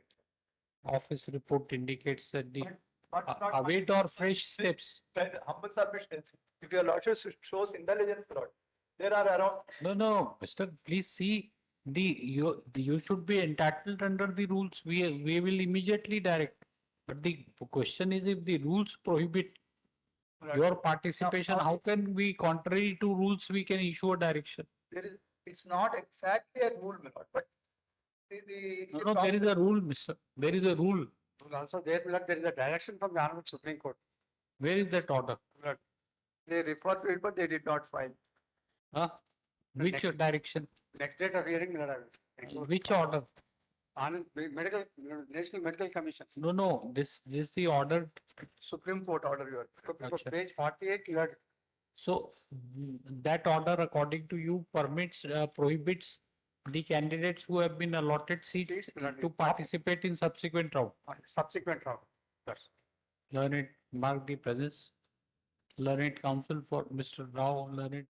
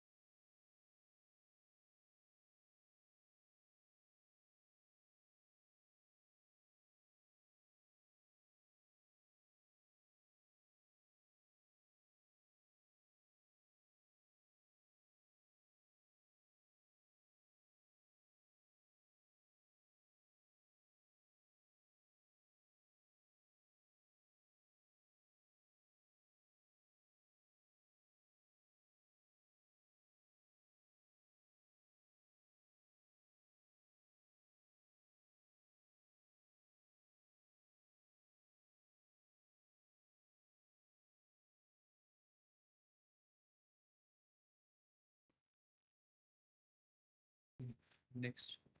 18. Case, my lord. 18 also same order. In the next case,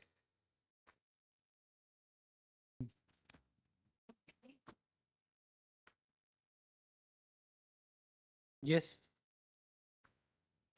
my lord, page 63, petitioner, who is an in-service candidate, gave his option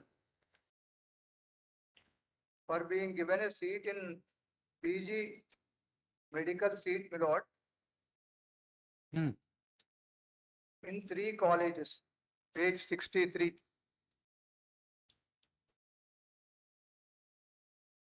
Page 63, my lord. He has applied only for one course, and in these 3 colleges, he has given his option as an in-service candidate.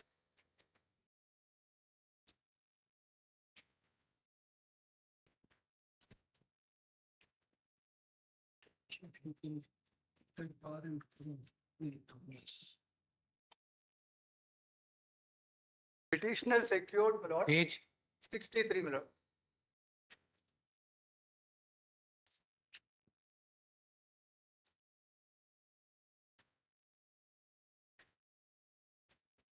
What you have filed counter, Mr. Rao? Here it is. Counter has. My lord, the controversy is this. The third respondent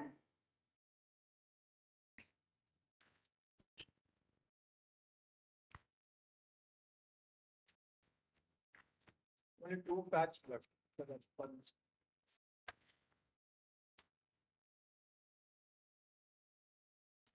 This is item 14. 18. Huh? 18. 18.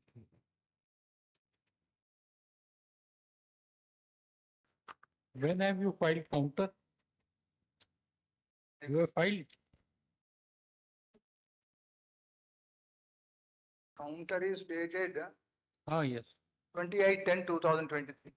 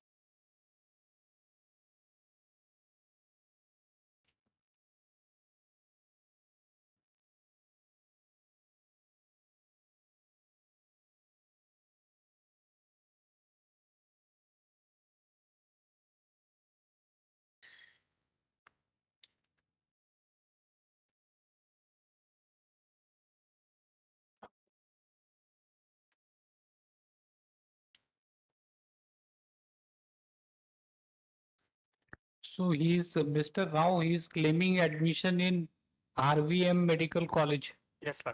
So why he has not been given admission there? Not opted. One Pramod Kumar. I filed my counter, I filed counter. But he has exercised 3 options. And there are vacancies, Hmm.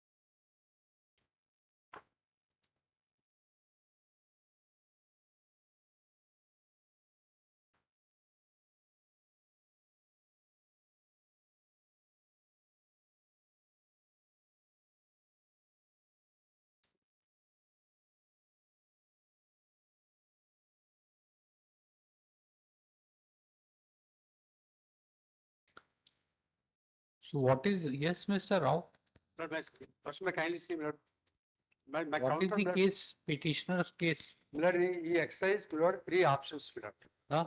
One, He is in service category. One is Usmania In service category. In service category, Ah. Usmania Medical College, ESI Medical College, and also RVM Medical College. Usmania, what? Otherwise? Usmania Medical College, ESI. Ah. ESI Medical College and RVM Medical College. RVM. Medical College. Where the seats are vacant, my lord, in service, just Lords may kindly see, my lord. My lord, one seat, my lord, general category in Usmania Medical College. One seat in Government Medical College, Siddipet. One seat in Kamineni Academy of Medical Sciences, Hyderabad. RV Medical College. RVM. Kamineni.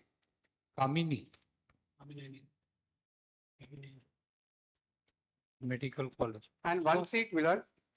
No, so what, Mr. Like, Millard, RVM College, Millard, there is no vacancy, Millard, to my instructions. no, what he says is that some less meritorious candidate. Last may kindly say candidate who was given admission is a non-service seat, Millard. It is not a service seat. Millard, I also, Millard, the vacancy position, I also filed a notification, last may kindly see. In my counter. Where? So you are claiming admission, Mr. on the ground that less meritorious candidate has been allotted.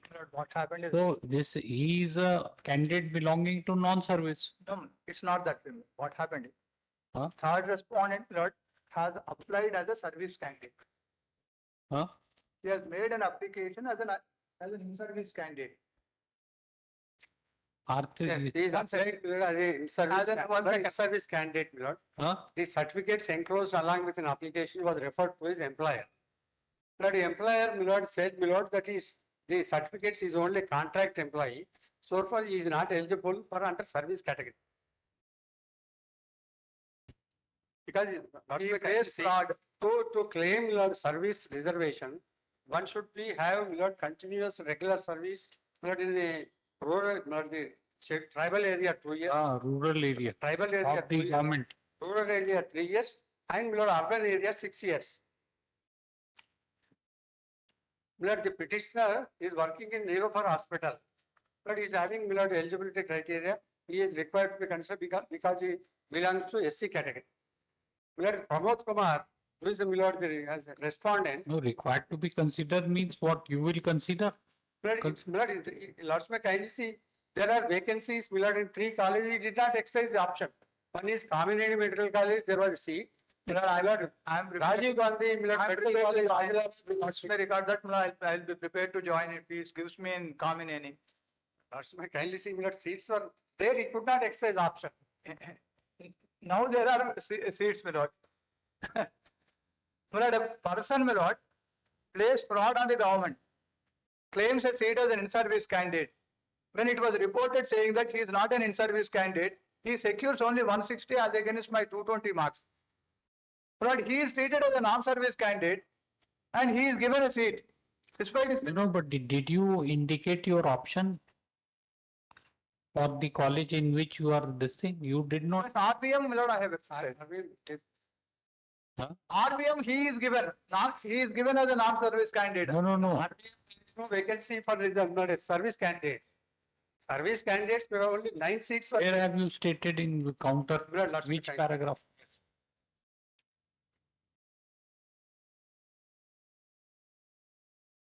Paragraph 18, perhaps not. Page 7, my lord, page 7. Middle, my lord, I just read, lord.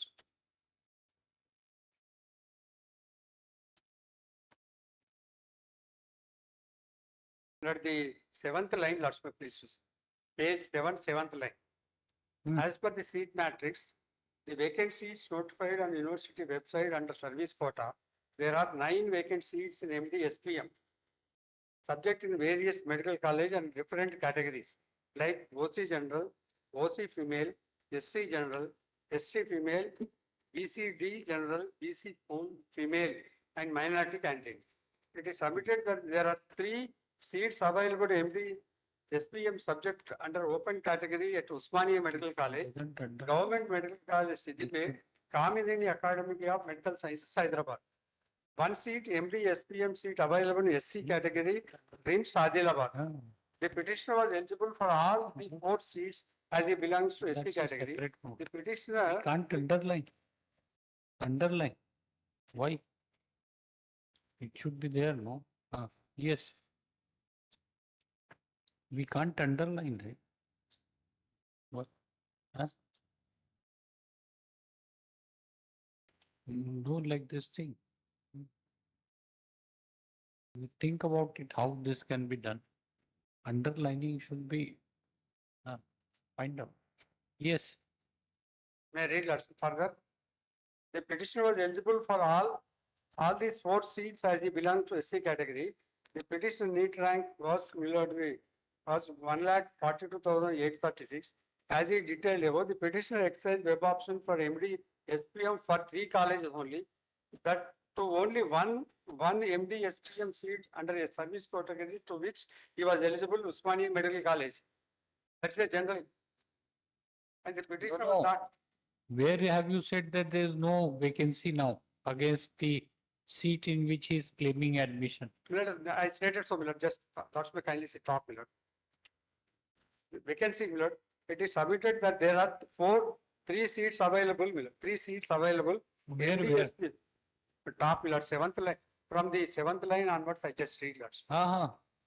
As per the seat matrix of vacant seats notified on the university website under service quota, there are 9 vacant seats. MD SPM subject to various medical colleges under different categories, right? OC female, OC general, OC female, SC general, and SC female, BCP general, BC pool female, minority candidate. It is submitted that there are 3 seats available. MD SPM subject under open category. Open category. One is the Usmania Medical College. One is Government Medical College Debate. The other is Kamineni Academy of Medical Sciences. And the one MD SPM seat available under SC category are the RIMS Adilabad. The petitioner exercised only 1 seat. There are though he exercised web options for 3 colleges, only 1 seat is available in Usmania Medical College. That seat was allotted to better rank holder. Had he applied the Kamineni and the RIMS Adilabad, he could have granted. But RVM, there is no seat for service category. Just none. Then the petitioner the petitioner NEET rank so and so. The petitioner has exercised web options for MD SPM for 3 colleges only, to only 1 MD SPM seat under a service category to which he was eligible at Usmania Medical College. MD SPM at seat was allotted to a better NEET PG ranker than the petitioner. That is, PG rank is 142,471, whereas the petitioner rank is 142,836. From the service, the petitioner has not exercised web options for MD SPM seat in RIMS Adilabad Kamineni Academy of Medical Sciences, for which he was eligible, those seats were allotted to lesser need PG rank holders than the petitioner. Since he has not exercised the option, those seats are allotted to the lesser rank holders. The SBC Now, no, this thing. No seat is available. Where have you said? Just let's me kindly see. The petitioner not exercise web options for MD SPM seat RIMS Adilabad, Kamineni Academy of Medical Sciences Hyderabad, for which he was eligible. Those seats were allotted to lesser need PG rankers than the petitioner.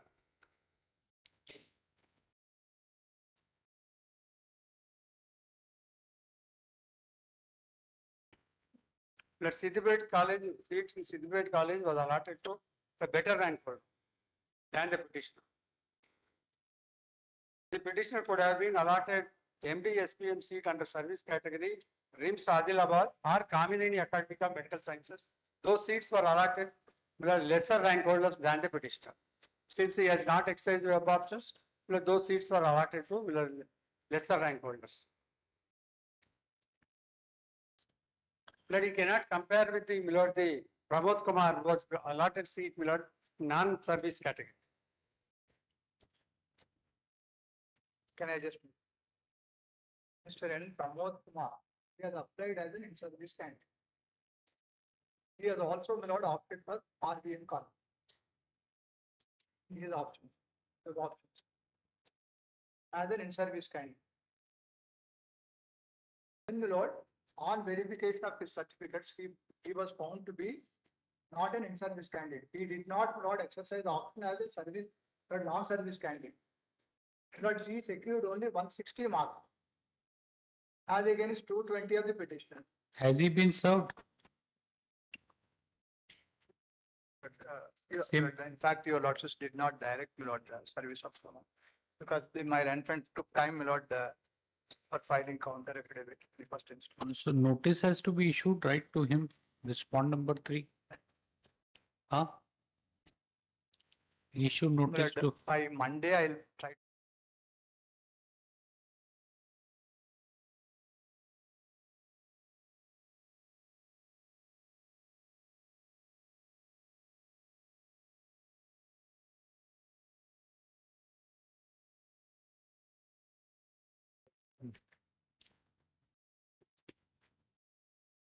Lord, in the earlier inspection, Lord, I do not know whether I can request your Lord.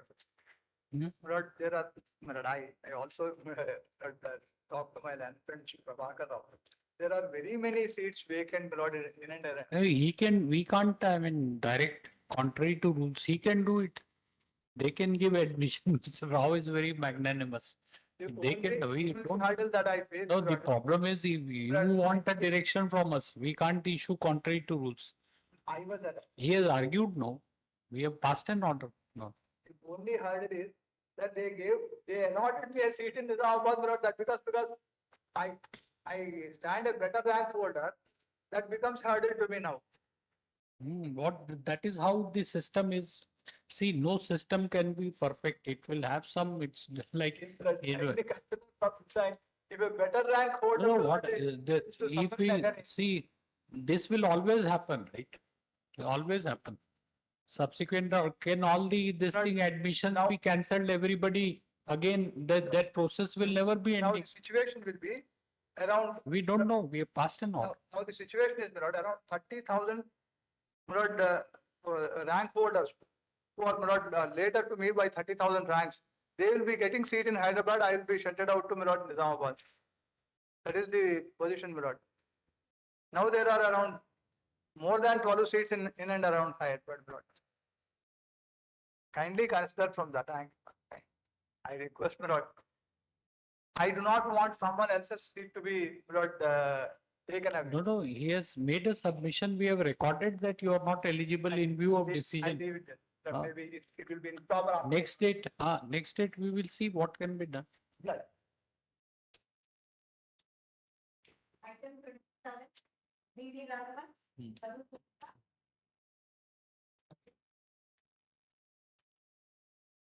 Thank you, Lord. Well, the entire sum and substance of the petitioner counsel's argument is that whether the High Court is having suomoto revisional powers under Rule 40 or not. May I draw your lordship's kind attention to Rule 40 for a moment, my lord, of CCA rules.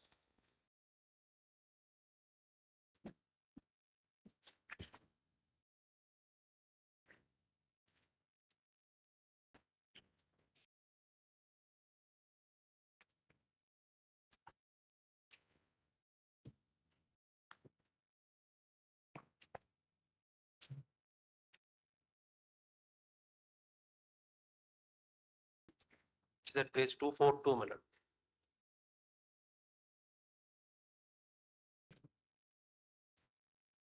May I read, ma'am? Notwithstanding anything contained in these rules, clause 3, any appellate authority or any other authority specified in this behalf by the government by a general or special order, and within such time as may be prescribed in such general or special order, may where a revision petition is preferred by the government servant within 1 year of the date of receipt by him of the order sought to be revised, and in cases where no such revision petition is preferred within 4 years of the date of the order proposed to be revised, either suo moto or otherwise, and after calling for the records of any inquiry and examination, revise an order of penalty made under these rules or under the rules repealed by Rule 45 after consultation with the Commission where such consultation is necessary. The said authority may exercise the power suo moto within 4 years from the date of issue of order of penalty by the competent authority or within 1 year of the date of issue of. Yes. Clause B says, my lord, conform, reduce, enhance or set aside. Now, my lord, the factual portion which was, my lord, not properly brought to your lordship's attention yesterday. That's why, my lord, I gave a synopsis, my lord. Where is it? Yesterday, I have given the synopsis.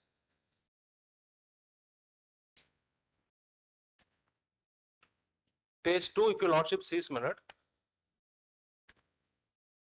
My lord, on 25/10/2005, my lord, the findings of the inquiry officer were accepted, my lord, and an order was passed. Punishment was imposed, stoppage of 3 increments. My lord, he preferred under Rule 33 an appeal, my lord, on 23/1/2006.